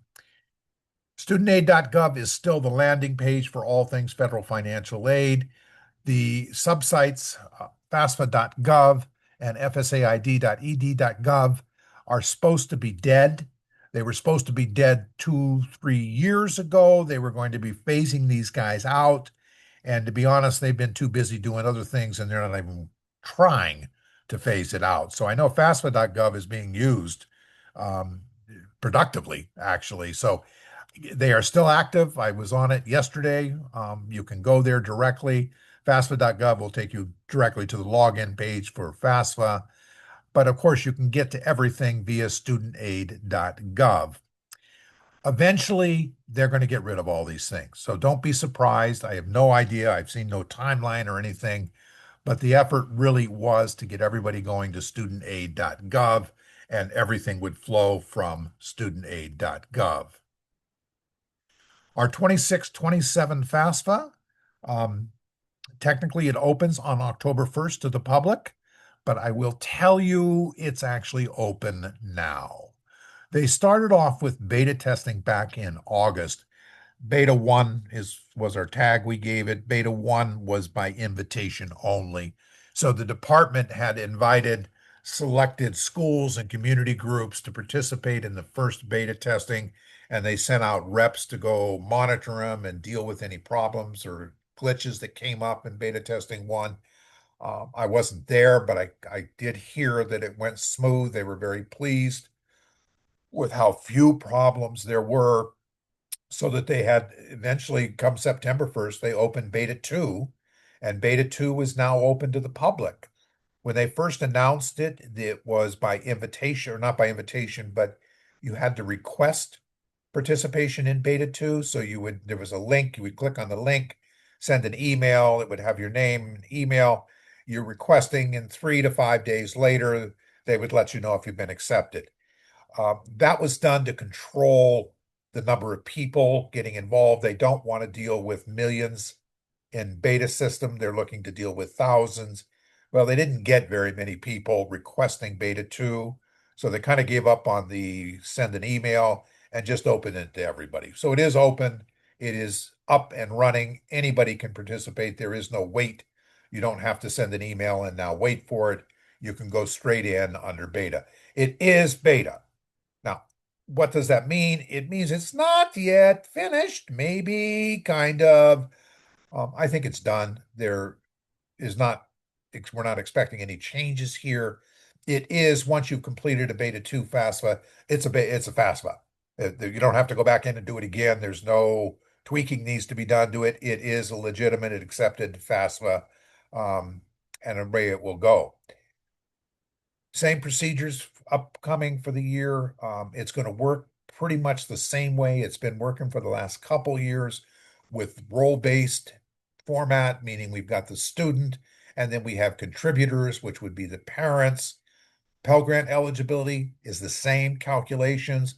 And I want to pause here. I was getting a little while ago, a lot of emails from students and counselors concerning reduced Pell eligibility.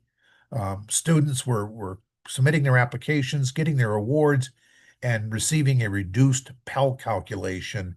And I got one, I got two, I got three. By the time I started to get 4 or 5 of these with the question, why is my Pell gone down? I had to go back into the formula and find out.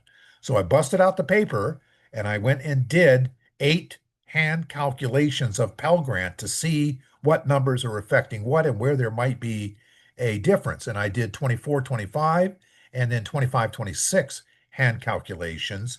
And they'll probably be the last hand calculations I do in my life.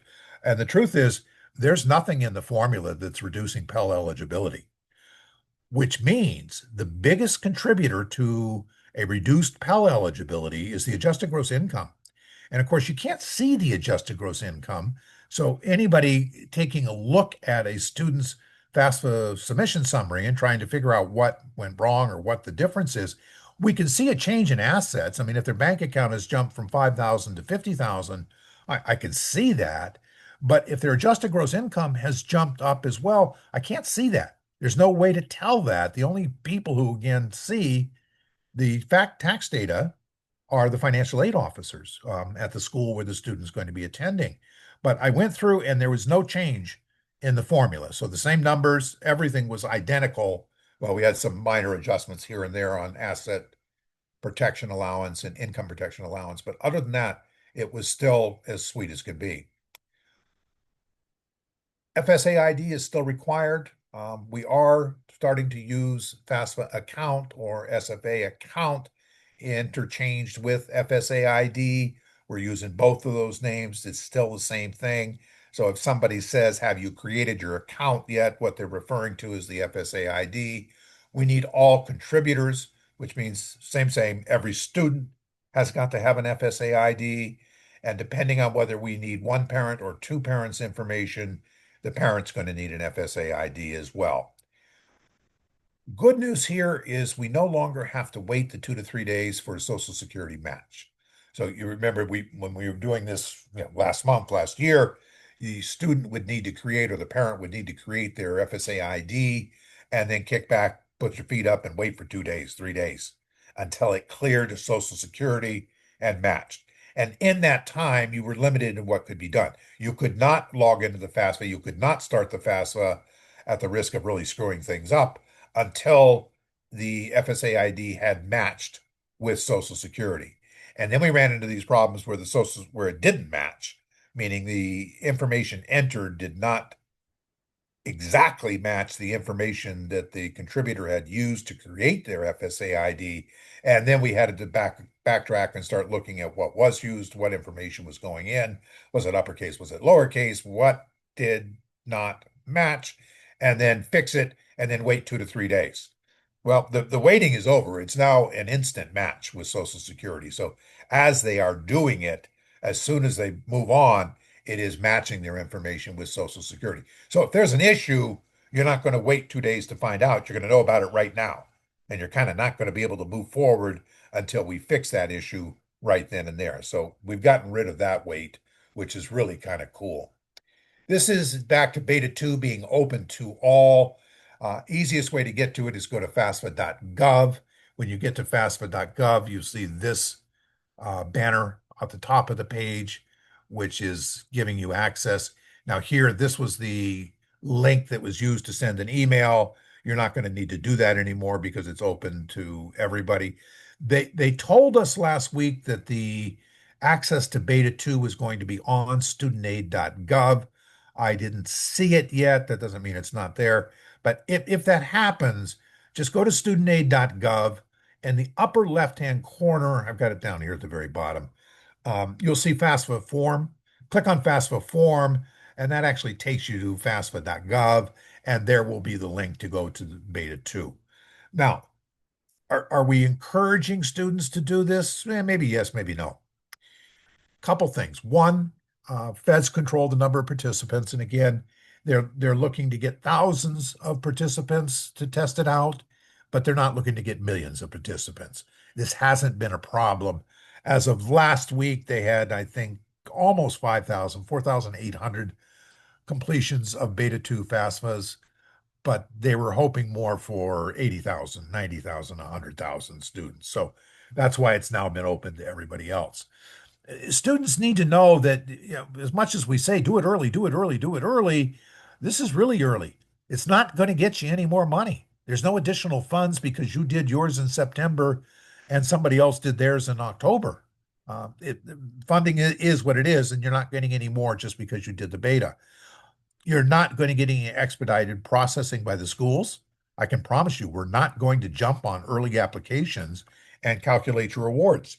Most colleges don't even have their computer system set up to deal with the 26, 27 FAFSAs. It's out of our time frame or our timeline. So what it does is it takes one thing off the plate for the student and the parents. You got to do the FAFSA. Okay, sooner you do it, the easier it's going to be. You got it done. Move on and start working on scholarships and other things that you need to do. Apply for admissions. But it doesn't put you at the head of the line. It doesn't get you more money. You're not going to get an earlier award notification because you did your FAFSA this weekend.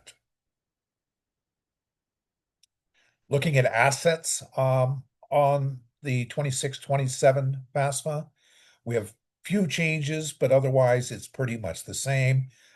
Auto zero and simplified needs, for those of you who've been around for a long time and know what that means, are completely gone. So it's not there. There are situations where we don't ask for assets. Anybody who is eligible for a maximum Pell Grant, I don't care about their assets. I will not ask, so it doesn't matter. It doesn't affect anything.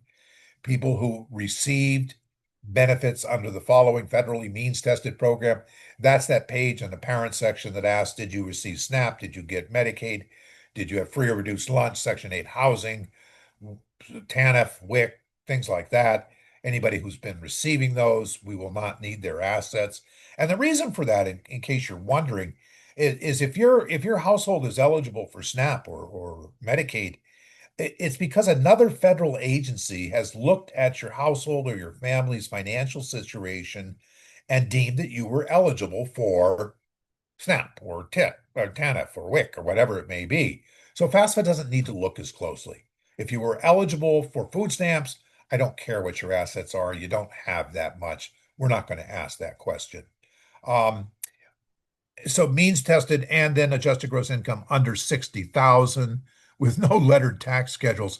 So, we can't have Schedule I, we can't have Schedule Z, X, Y. I'm not a tax person. I don't know. There's lots of them. There's an exception to that, and that would be Schedule C. Sometimes Schedule C has to be filed for uncomplicated family financial situations. But as long as the number on Schedule C is less than 10,000, you'll still be asset free. You'll still be able to complete the form without including your assets. This is the big change for this year. We're going back to the way it was before. Remember, net worth of a family-owned business last year had to be reported. This was a real pain in the old collar. However, it has now been eliminated. You do not need to report it. Now, when I say eliminate, the question is still going to be on the FAFSA. And some people may have to answer this. But if you own a business that employs less than 100 employees, either 100 or less employees, you do not need to report the value of your business. So if you've got a company and you employ 50 people, that's the end of it. I don't care about anything else. You're not going to report anything. If, on the other hand, you have a company and you employ 102 people, you need to at least lay off a couple people the night you go to file this, submit your application, and then by all means, please hire the people back come the next day. We don't want to add to the unemployment ranks. And the question is, as of the day you submit the FAFSA, what would be the value? So again, less than 100 or 100 or less, and we're not reporting it. The farm thing, which was a disaster that was just screwed up so bad last year, we're no longer reporting. So if the family lives on a farm, that's fine. It does not need to be reported at all. What they did add is the commercial fishing business does not need to be reported as well. That has not or was not there before. It is there now. So family-owned business with less than 100 employees, net worth of a farm where the family is living, and any type of commercial fishing business, those numbers do not need to be included on the FAFSA at all. And then, meaning I got a couple other things I got to tell you, but they don't fit anyplace else. Student income protection allowance is now up to $11,770, which means that in the formula, a student who does not work in 2024 and earned zero income will be treated exactly the same as a student who earned $11,000 in the year. So anything from 11,770 and under is going to be treated as zero income. So if a student's worked, more power to them. Now, if they made 20,000, that's going to get included. We'll subtract out the 11,000, and the balance is going to be added into the formula. Foreign earned income inclusion is going to be added back in to the parents' adjusted gross income when they're doing the calculation. So this year it's excluded and we remove it from their AGI, but as of 26, 27, it's going back in to the AGI. So if you have anybody that has foreign earned income inclusion, lucky you, I've never seen one, but I'm sure it exists. We've simplified the invite for parent contributors or spouse contributors as well, any type of contributor. So again, we strongly recommend the students start this form. It is a student-centric form. It is designed to be started by the student, and it flows from that to the parents. Yeah, okay, in all honesty, your parent can start the application, but for one thing, this simplified contributor invite doesn't work if the parent starts the form. It only works if the student starts the form. There are a couple other shortcuts that you will miss out on if the parent starts the form. In other words, don't do it. Have the student start this form. What will happen here is, and I'll show it to you in just a minute, but the student is just going to have to enter an email. And it can be any email. We don't care. It doesn't have to go match with the email used when they created their FSA ID. It's not a matching item. It's just an email that we can send an email to the parents. So they enter the email. That's it. That's all the student needs to do. And then an email will be sent to the parent, and that email will give them a code. Then when the parent goes to log in, they'll accept the invite and enter the code, and that's all there is to it. We no longer have this problem with the information being entered on the student's FAFSA not matching with the FSA ID information that the parent had entered and can't remember anymore. We bypassed all of that, and they got the code, they could get in, and they're good to go. And again, I'll show that to you in just a little bit. This again is the student starting and inviting their parent, or in the case of an independent student who is married, the student would start and invite their spouse. Either way, it starts with the student. If the parents start doing it, it ain't going to work. This is what it looks like on the student's FAFSA. This is the invite page. So they will just come down here and invite. This is the last page of a student FAFSA, by the way. They come down here, enter the parent's email. It'll come back and say, you sure you want to do this? You click invite, and it will send the invite to the parent. This is the email that the parent should be receiving. Basically lets them know that they've been invited by their student to participate and help complete the student's FAFSA. The parent would come here, accept invitation, and this is the code that they would be entered. Now, I will ask a question before you ask me because I don't have the answer. I think I know, but that doesn't count very often. What happens if the parent doesn't get the email? And I ask that because in my experience, the feds are not very good about emails getting to parents. Not always the fed's problem. A lot of times the email for the parent will go into spam or go into junk email, or they're not paying attention. So, I mean, there's blame to go all the way around. The bottom line is at a certain point, they didn't get the email. They don't have the email, which means the parent's not getting the code that's being sent to them by the student. What happens? When they go to log in, is there a way for them to get the code? The answer is yes. How? I have no idea. I haven't seen it happen yet. I haven't had to deal with it, but I'm sure it's going to come up. I don't think it will be a big deal, but what I am telling students is when they transmit, no, where'd I go? When they send this off to the parent, the student should go ahead and take a picture of the code so that if the email doesn't show up, at least the parents got the code. If they get the email, life is simple. They can use this link, which will take them to the login page for studentaid.gov. I had to throw this in, not that I really care about student loans or want to talk a lot about student loans, but I just kind of wanted to show you what's going on here. Our subsidized and unsubsidized loans for undergraduate students. We made this change a couple years ago, but the interest rates for sub and unsub are tied to the student's status in school. So they get the same interest rate for sub or unsub as long as they are an undergraduate.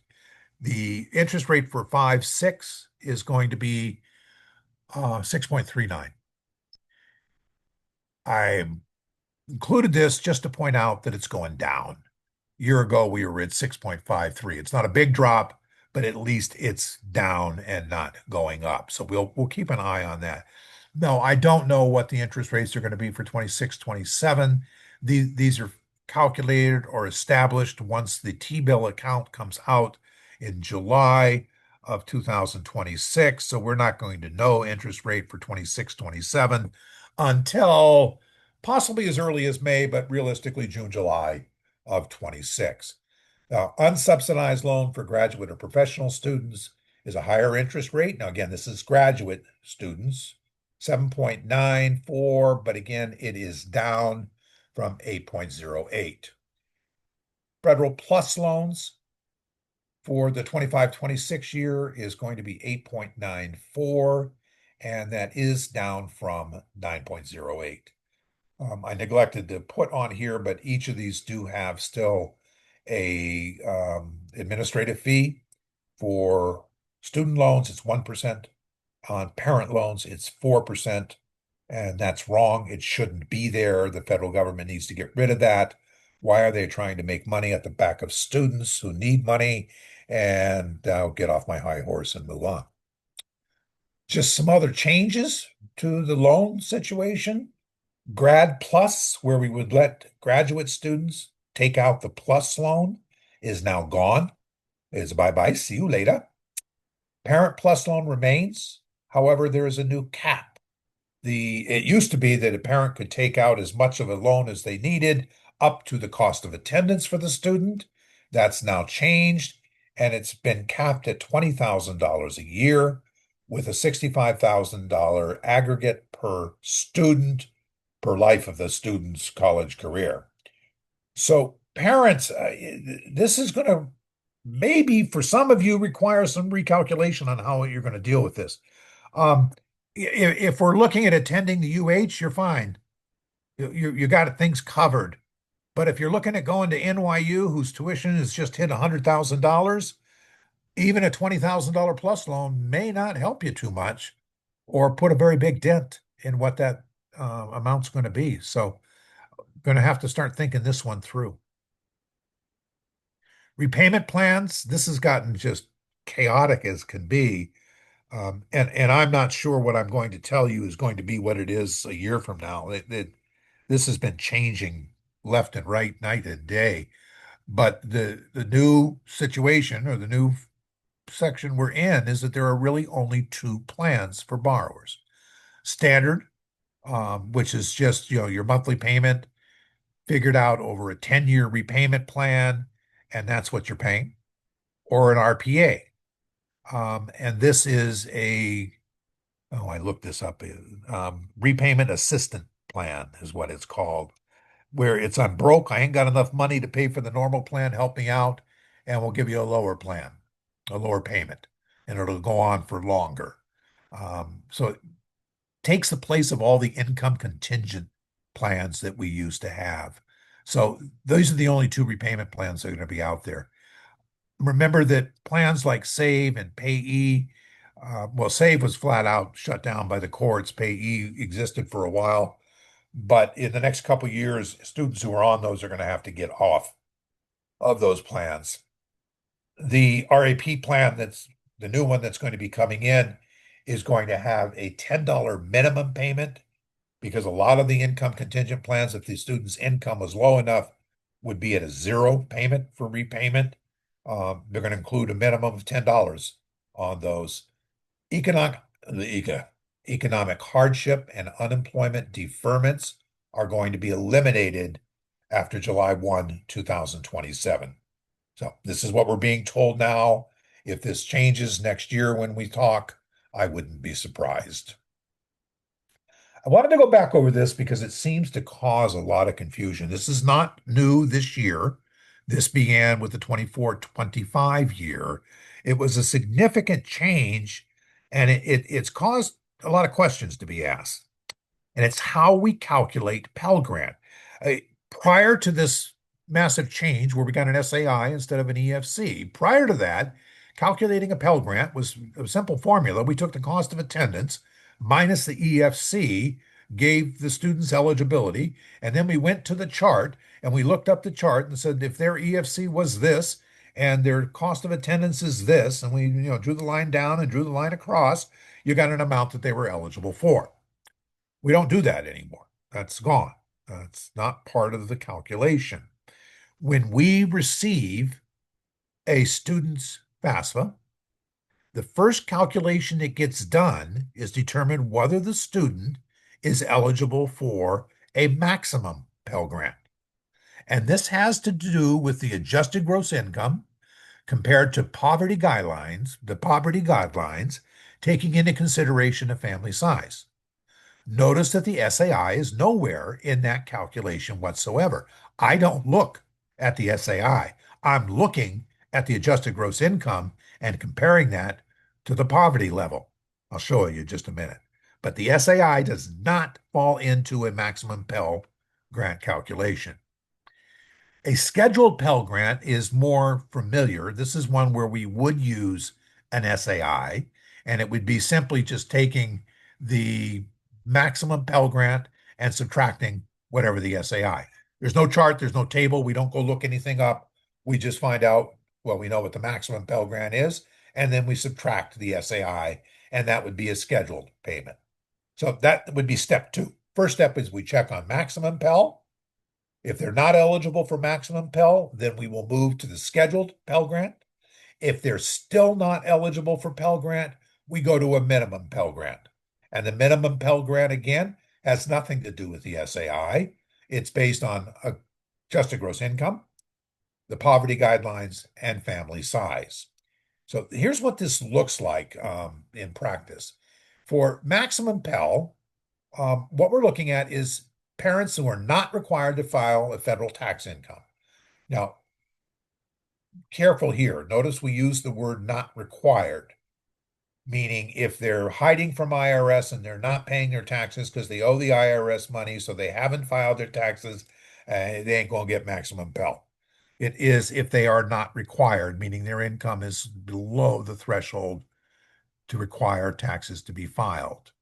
Or for a single parent, if their adjusted gross income is greater than zero and less than 225% of the poverty guideline for family size and state of residency. So again, we're taking the adjusted gross income and we're comparing it to the poverty guidelines. For a not single or married parents, adjusted gross income less than 175% of the poverty guideline gives us their Pell eligibility. So this is for maximum Pell. So if They file federal tax returns. They're not single, they're married. As long as their income is still less than 175% of the poverty guideline for the family size, and we have our own chart. So for the state of Hawaii, they're still going to be eligible for maximum Pell. Calculated Pell Grant, this would be the second one. If they're not eligible for the max Pell, we would go to a calculated scheduled Pell Grant, which is more like the olden days where we would take a maximum Pell Grant minus an SAI and we get their federal Pell Grant. This is rounded to the nearest $5. Yeah. So 68.48 in my example with an SAI of 1002, but it would be rounded up to 68.50. So again, this is only done when they're not eligible for a max. If they're not eligible for a Pell Grant here, because let's say that SAI is 8,000, then we don't get it here. We're going to go to minimum Pell. And when we do a minimum Pell calculation, single parent is less than 325% if their adjusted gross income is less than 325% of the poverty guideline, or married parents income less than 275, they would receive a minimum Pell Grant of 740. So I can tell you that this puts new significance on the question that we get from every student, every parent, and that is, am I eligible for a federal Pell Grant? Yeah, I don't know. We've got to get all these calculations, all this information. It's become a more complicated question to answer. And we're not trying to hide anything. It's just, well, we got to look up the poverty guideline and we'll go from there. This is the chart for poverty guidelines and Pell eligibility. And I realize that you can't read any of this because the print is so small.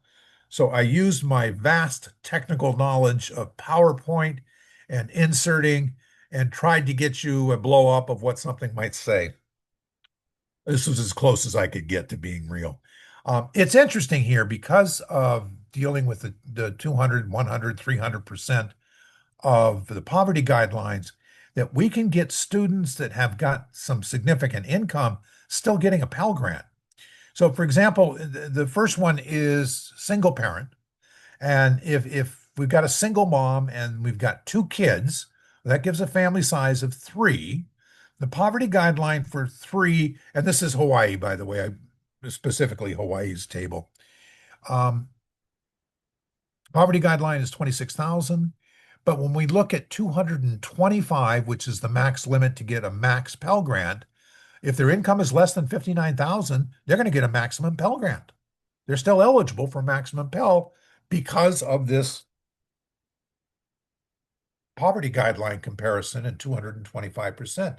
For the minimum Pell Grant, look at this. Again, my same family of 3, if their income is under 86,000, they would still be getting a $700, $740 minimum Pell Grant. So, I mean, these are people who are getting Pell Grants that we might not necessarily think they would.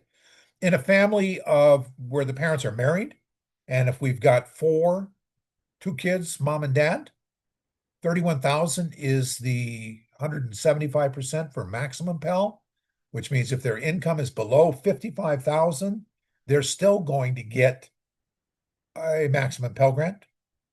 And if they're not eligible for the maximum, their income is less than 87,000, they would still be eligible for a minimum Pell Grant. So I go back to that question of, am I eligible for a Pell Grant? And, we don't know. We'll figure it out. But at this point, we don't know. One of the things that happened in this new formula that they didn't really anticipate is that people with massive assets, I mean, they had $1 million in assets, whether it be cash in a bank or property or stocks or bonds or mutual funds, whatever it is, but they had no AGI because they were working on 1099s or getting paid via 1099 mechanism, so that on their tax form, there was no adjusted gross income. And all of a sudden, these people would be eligible for a maximum Pell Grant. And believe me, we were running around scratching our heads saying, what do you mean? You got $1 million sitting in the bank and you're getting a maximum Pell Grant? How is that possible? Well, and it's possible because the Max Pell formula compares AGI to uses just the AGI compared to the poverty guideline to determine the award. Doesn't even talk about, consider assets. Now, when we do a scheduled Pell Grant and we're going to calculate an SAI, yes, the assets come into it. So this situation could have a parent or student with an SAI of 99,999, and they're still getting a Pell Grant. And the feds finally caught on. It took them a year, but they caught on, and they said, "No, we're going to put a stop to that." And now they're limiting it to double the maximum Pell Grant. So if anybody comes through with an SAI equal to or greater than double the maximum Pell Grant, they're not going to be eligible for a max Pell Grant, period. Which means they're not going to be eligible for any Pell Grant because the scheduled awards would take into consideration what their SAI. So currently that limit is 14,790. So anybody with an SAI greater than 14,790 is not going to be eligible for a Pell Grant. Now, this does not apply to students who qualify for Pell Grant under special rules. The special rules are things like death of a parent post 9/11 type of thing, and public safety officers, service members, they would still be eligible for maximum Pell Grant. That eligibility is set in the awards qualifications, not the normal Pell Grant. Hey, Godfather. Yes, sir. I thought I'd jump in before you got too far. There's a really great question about the chart that you shared before and what you just broke down with the Pell Grant. Yeah. The question is there an adult student calculation, and are the AGI limits different for an adult student compared to a dependent student? Yeah, there is an independent chart, and the AGI numbers are pretty much the same. It's family size that we're dealing with, so. Awesome. Thank you. Okay, good question.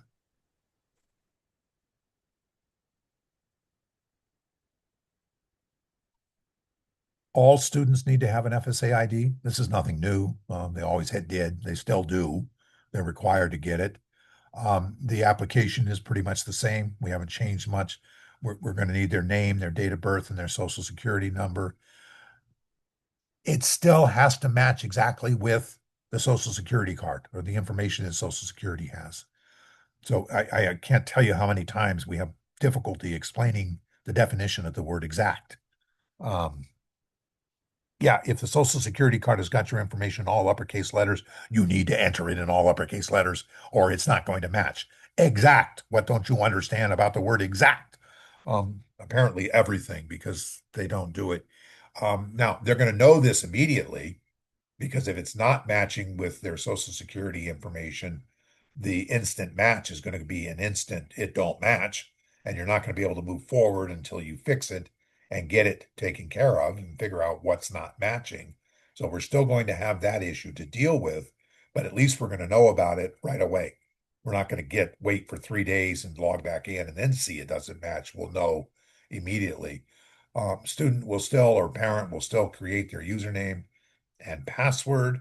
Username is unique nationwide, which means chances are the student enters, or they pick a username, enter it, and it'll come back and say, not available, already in use. We recommend to our students at this point that rather than dropping that and coming up with something totally new, totally different, stick with the first answer that you gave and add some numbers. Put your zip code, put your date of birth, put your address, your street address. Just put some numbers at the end of it, and that should get you over the hump. And there's a small chance you might actually remember your username because it was the first thing that popped to your mind. We need your contact information. Email is required. Cell phone is not. You can get through this without a mobile number. We want you to have a cell phone number. It makes life easier when we're dealing with account recovery or, oops, I forgot my password. Cell phone, if you use that for account recovery, it'll take you 5 seconds to get the security code that you have to enter to reset and all that stuff. Email can take minutes. Okay, it's not a big deal, but when you're kind of rushing to get through this thing, 5 seconds is good and 2 minutes is bad. So we'd like the cell phone, but it is not required. The email is required. So you might want to make sure you're talking with students and parents before they sit down to do this. If they don't have an email they can use, go make one. Go to Google, go to Yahoo, go to Hotmail, go to whatever free email services out there and create a new and unique email. Communication preferences, this is nothing. It's set for English. The only time you would change anything on this page is when the student wants to do it in Spanish. We were promised a couple years ago that this was going to go to 11 different languages. Nothing new. They lied to us. It has not gone to 11 different languages. They're still talking about it, but there's only English and Spanish. That's it. Challenge questions. Don't lose any sleep over this. I'm not going to check your answer. I don't care what your answer. There's no right or wrong. You just have to have a different answer for each question. I know this because I tried. You can't use the same answer. Multi-factor authentication. Again, this is a matter of once you go to use your account, it'll send you a security code, hopefully to your cell phone because it's faster, or your email, and you'll have to enter that before you can get in. And the identity match with Social Security is now completed at the time you're doing it. So fast, fast, fast. So.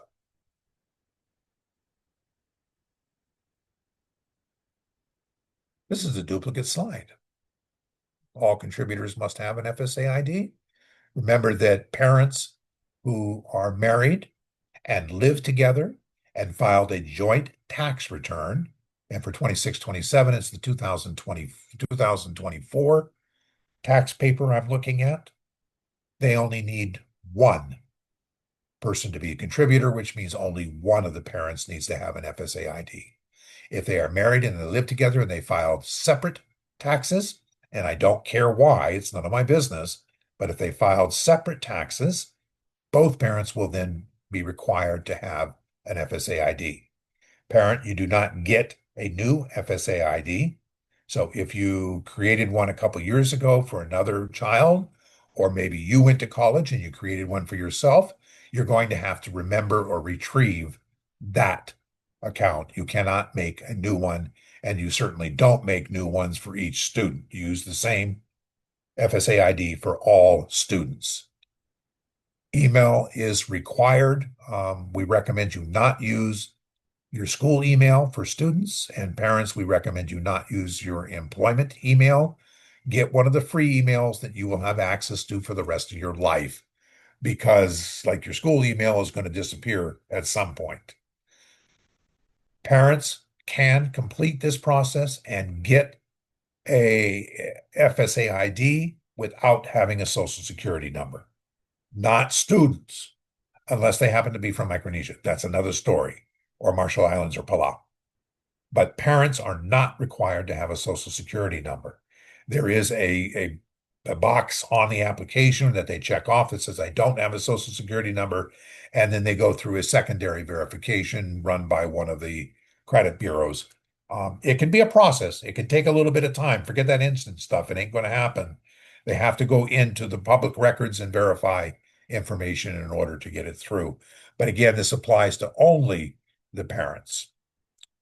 One of the good news with the process for the secondary verification that they're doing for those without Social Security is you no longer have to send in documents.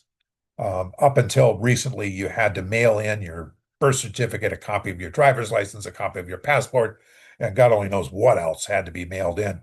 And the feds were doing this, and as people were complying, they kind of realized, well, now what do we do with it? We've got the papers, we got the documents, what do we do with them? They had no mechanism for storing, maintaining these documents. So they finally said, no, we're not doing this anymore. We're not going to ask for documents at all. This one thing with students from the FSM or Marshall Islands or Palau. This is not currently being done, but it was done for quite a while where the students that would submit their applications that they did not have a social security number would get a pseudo social security number. In other words, the system would make up a number for them that they could then use on financial aid applications. Students who are in that situation, and again, this is years ago that it was doing it, but we still have students out there that have these pseudo social security numbers. They will go through the whole secondary verification process. They're not just going to accept that pseudo social security number and let it go, because that was never verified to begin with. It was just issued by the computer.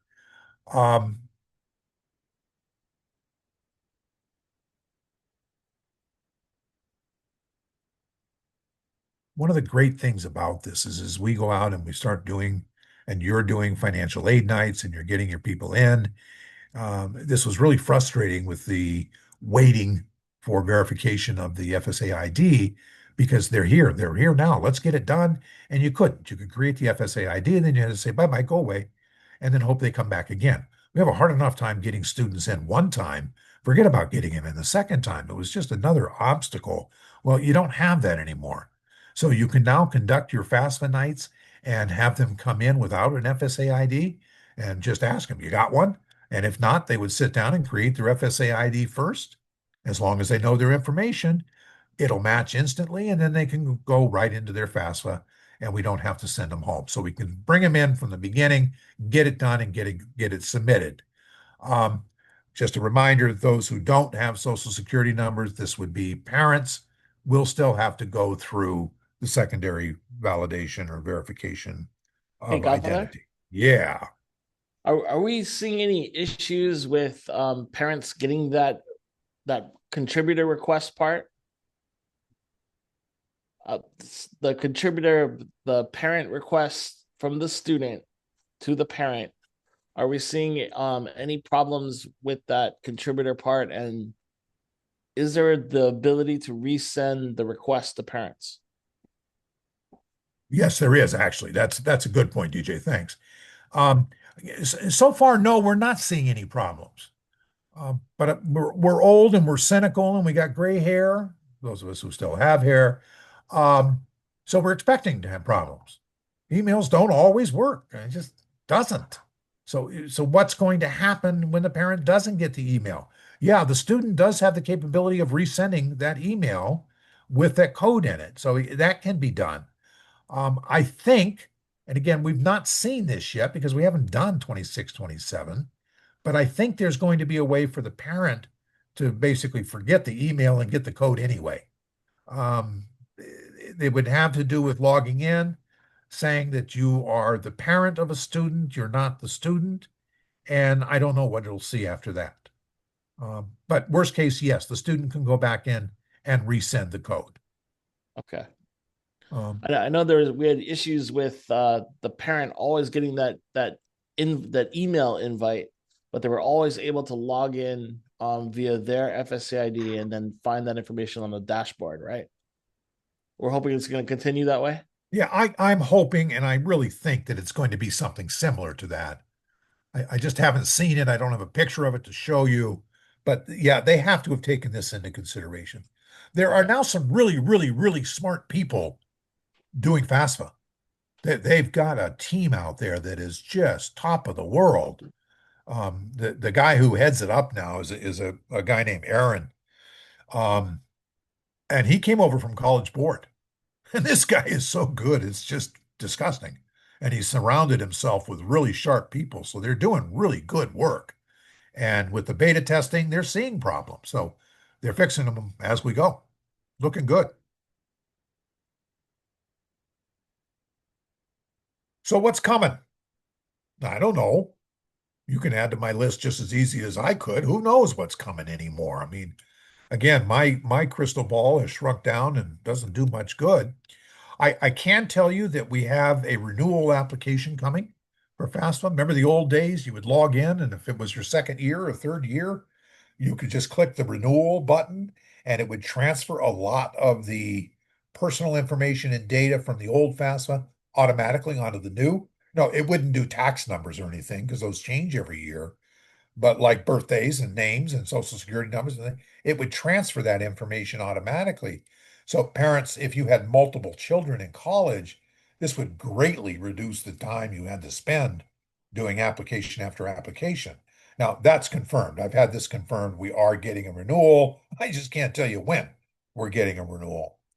We are going to be using, or we're going to get back being able to save parental data to do multiple students.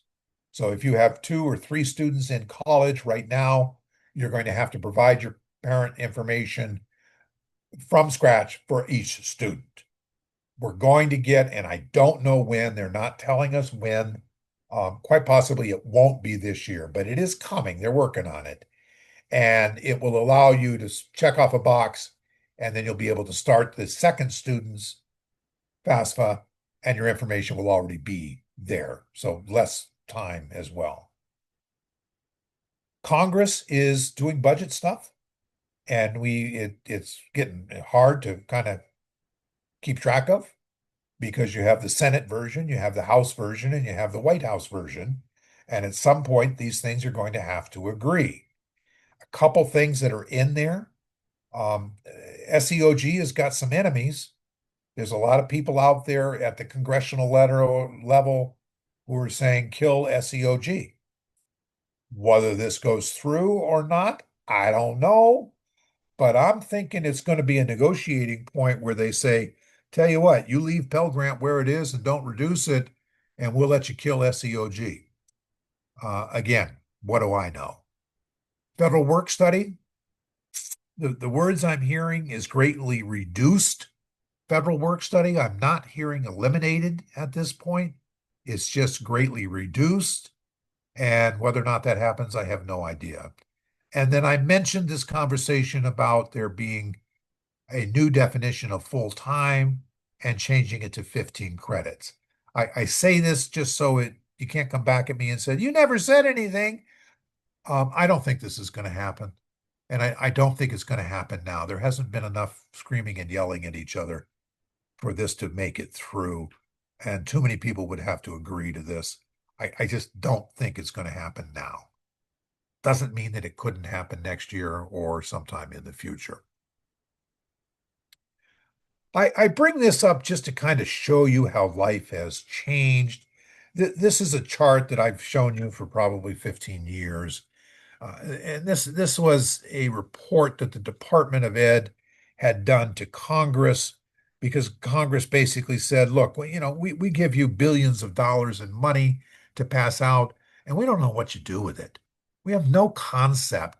So we want you to go back to your offices. We'll give you 6 months, and I want you to come back and do a report. And I want you to give me the simplified version of how financial aid works. And this is, in fact, what the Department of Education came up with to report back a simplified version to Congress of how financial aid works. This actually made the Tonight Show while it was still on. It was just hysterical. Well, to show you how far we've come, this was many, many years ago, and this was last year. So we're cleaning up our flow chart and we're getting a little bit better, but good luck with this one as well. This was last year's flow chart that came out from NASA. They certainly love their colors, and they've got little squares and ovals and circles and things like that. Thank you all very much. I would be remiss if I'm not mentioning this. The Fed Department has a financial aid toolkit, financialaidtoolkit.ed.gov. It's really good. There's a lot of good information you can steal from this thing, and you're not even stealing it because they're offering it to you.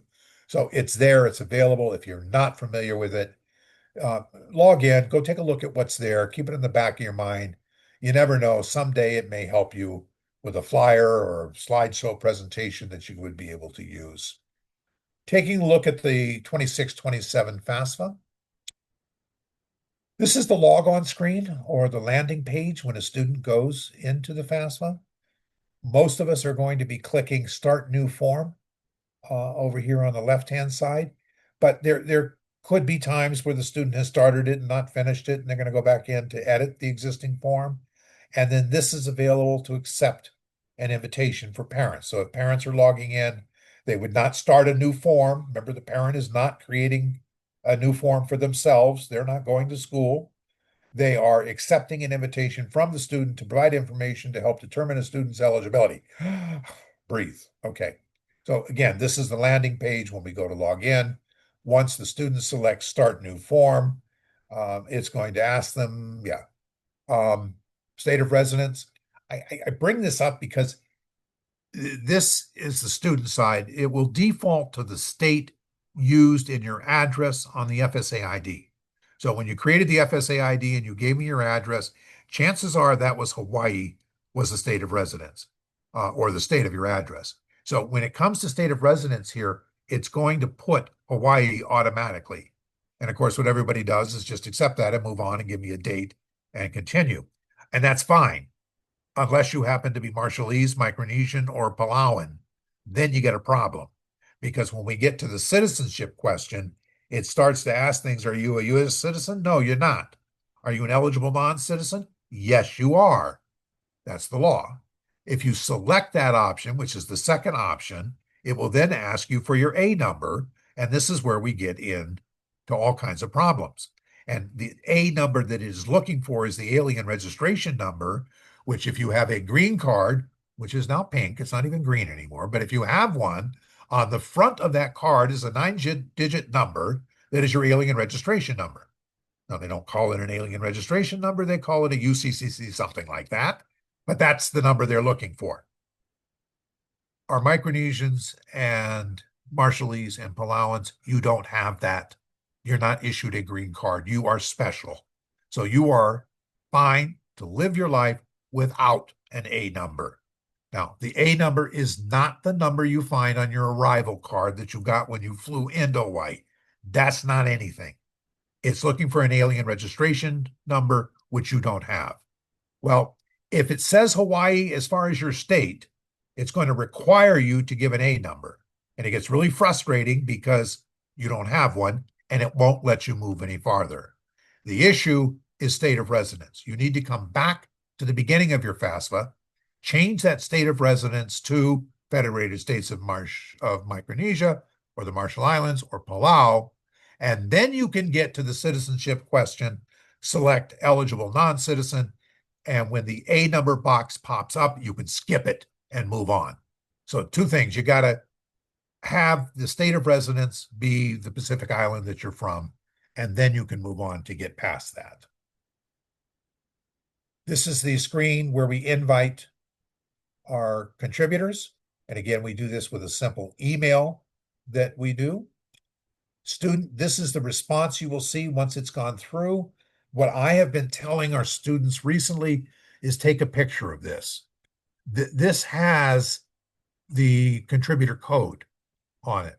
And yes, you can actually, the student can get back into this page and find this code. But if for now, telling them take a picture of it, that way if the parents don't get the email, at least we know what the code is and they can just continue on. This is the email that the parent is supposed to receive. And it's, again, the code is right here in the middle of the email. It's nice because it's got a link. So from the email, you can just accept invitation and it will take you to the logon screen for student aid. And then you would just enter your code once you've logged in and you're good to go. So this is what it would look like once you've gotten in. It would ask you for the invitation code and then you click on submit and then it automatically hooks this information up with your student's FAFSA. Parent spouse information. I love this little question. So in my FAFSA that I'm using as an example here, I've selected married as my marital status, and I've said that they filed a joint tax return.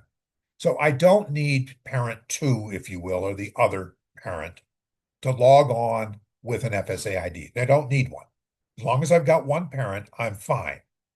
This year, when you do this, you would need to enter the second parent's information, including first name, last name, middle initial, date of birth, social security number. And if they had an FSA ID, there would be this match that was conducted with the information the student is entering on the FAFSA with what the parent had used to create their FSA ID, and didn't we have problems with that? Well, we don't need to do that anymore. All we need, for my example, where married filed joint taxes, is the parent's date of birth. Because if you tell me you filed joint taxes, then I already know the other parent's name and I know the other parent's social security number because I can get it right off of the tax form. And remember, FAFSA has hooked up directly with your 1040. I don't know their date of birth. We're not requiring date of birth on a tax form yet. So this is the only information the student will, or the parent one will need to provide for parent two is their date of birth. Now, if you filed separate tax returns, it's kind of a different game because both parents will have to sign in with their own FSA ID and provide their own information. Coming up next week, Friday, 10 o'clock, we have the FAFSA 101 workshop. We've been doing this for years where we follow up this workshop with a FAFSA 101. This is designed for people who are new to the FAFSA. We'll go through the FAFSA screen by screen and kind of explain what you're filling out, but also talk about problem areas that we see where students will screw it up or parents and how we fix that and how we get around that.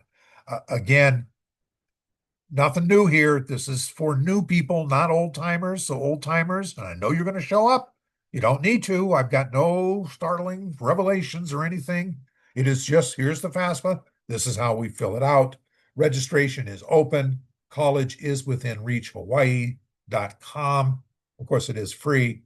10 o'clock takes us about 2 hours to get through this line by line. But again, for newbies. We are in the midst, and DJ mentioned this, we are doing our financial aid nights. We've been doing it since August. So it's every Wednesday night, 6 to 7:30. We've been going through general financial aid information as well as an overview of the FAFSA. We have, what we got, DJ? 2 more to go, yeah? 2 more events. Yeah. Yeah, next absolutely. week and then into the first week of October. Again, registration, colleges within reach, Hawaii.com. General information about financial aid. What is it? Where does it come from? And then an overview of the FAFSA for people that are just now starting to look at it. We'll switch because we really work in financial aid. We don't have a life. We have nothing to do on Wednesday nights. So we do workshops on Wednesday night. And if we don't have one, we make one up. We'll let FAFSA open on October 1st. We'll let people get in and get stuck and make problems and be ready for us. And then starting on November 5th, we'll be back on Wednesday night doing FAFSA completion. And I have to say, we've done an excellent job with this workshop. We've kind of stumbled in the beginning years, but we've got it down to a pretty fine science right now. So we have students and parents come in. We'll talk to them briefly. What do you need? How can we help? And if they've just got some quick questions or they're stuck someplace, we can get them off into a room to work with an FAO and get them over the hump and get it done. They don't have to hang out for the full hour and a half. We will also then do a page by page or line by line presentation of the FAFSA that they can start it with us and fill it out as we go along. So we've got all that happening at the same time. So it's really proven to be a useful workshop. Registration again, colleges within reach, Hawaii.com. Scholarship webinars, DJ mentioned this. We've got 2 sessions coming up in November, the 6th and the 20th, 6 to 7:30 p.m. And just because we're not got enough to do on Wednesdays, we scheduled these for Thursday night, so we can be there for those as well. These are free registration, colleges within reach, Hawaii.com. I would strongly recommend your students attend these. These are really, really good workshops. And in addition to the scholarship information, there's lots of good information about writing essays, letters of recommendation, references, and things like that that students get through these workshops. Good stuff. Again, DJ mentioned this. I just bring it up here because of the booklet, the student guide. This is a really, really well-written student guide. It's simple, it's straightforward. It gives them the information they need without overcomplicating it and burying them. So if you haven't seen this, I recommend you go download a PDF copy of this. It's pretty good. And make sure your students are aware of it. It's got, again, a lot of good information. And all the rest of this is available to you in the counselor section of the Hawaii P20 Colleges Within Reach Hawaii.com website. And with that, we end this by saying peace out.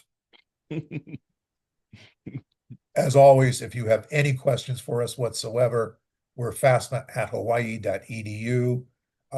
We have, by the way, killed the phone number. So you'll notice that our materials no longer have the FAFSA phone number. That was just not doing much good whatsoever. But we are manning the FAFSA@hawaii.edu, open to anybody going to school anywhere with any kind of questions. We obviously don't have access to their personal information, so I can't tell them about their awards. But I know my colleagues' emails and can get that to the students right away. So feel free to contact us at any time. And just so you know, if you're not aware, it is DJ Gusty Gus and myself that are responding to those emails on a daily basis. So what? Take a look at Godfather. questions. Yeah, we got one last question. We did really a great job answering questions through the scope of your presentation, so mahalo for that. One clarification question: the $20,000 a year cap for parental plus loans, is that implemented for 2025-2026 school year, or is that really relegated to the 2026-2027 school year? 6, 7. Okay. It's not coming. It's not now. It's a year from now. All right. And everybody wishes they could see you in person saying that. I wish I could see all of you. I will tell you, There I've gotten aren't any uglier. other questions. There are no more questions. I see Bobby raising her hand. Hi, Bobby. Please use the Q&A feature for any questions that you have, Bobby. We'll answer your question live on the air right now with the Godfather of Financial Aid. If not, are we ahead of time? We actually are. I'm worried that I forgot something. Yeah, we're actually ahead of time. I don't think that's ever happened in the scope of the counselor's workshop. Oh, Bobby was just saying mahalo, Frank, for a Thank you, Bobby. comprehensive presentation. Thank you, Bobby. We appreciate that. All right. Think if we're forgetting anything. Well, Or and is you there know any- how to get a hold of us at any time if we have forgotten something. And if you need, I'll give you a note. It's Friday. Take the rest of the day off. Hit it. Start your weekend. And I will be happy to write notes saying you were in a workshop until 4 o'clock and get you out of there. Yeah. I just wanted to just clarify something. The hotline phone number that we had established for the Better FAFSA year when we were having all of those problems, that we had a tremendous amount of phone calls, and we were so great that we could pivot. I mean, it was a great idea to pivot and answer questions live. That hotline part of it has been hard for us to manage. We've basically made it part of the FAFSA@hawaii.edu emails, meaning people call up and we were getting messages. We did do away with the hotline this year. We're asking counselors and students and families to please just email us at FAFSA@hawaii.edu. It allows us to keep everything straight. We weren't as hot as we would like to have been on the hotline part, which is why we're just going to do the FAFSA@hawaii.edu email to support students with and counselors with questions about financial aid. So there's our clarification on that. And if there aren't any last questions, and if there's nothing else we want to point out, Godfather, I think we're good. Okay, then I think we'll break early. On behalf of the Cash Money Princess, Lauren Fruto, the Godfather of Financial Aid, Mr. Frank Green, a big shout out to Hawaii P20 and our Pacific Financial Aid Association.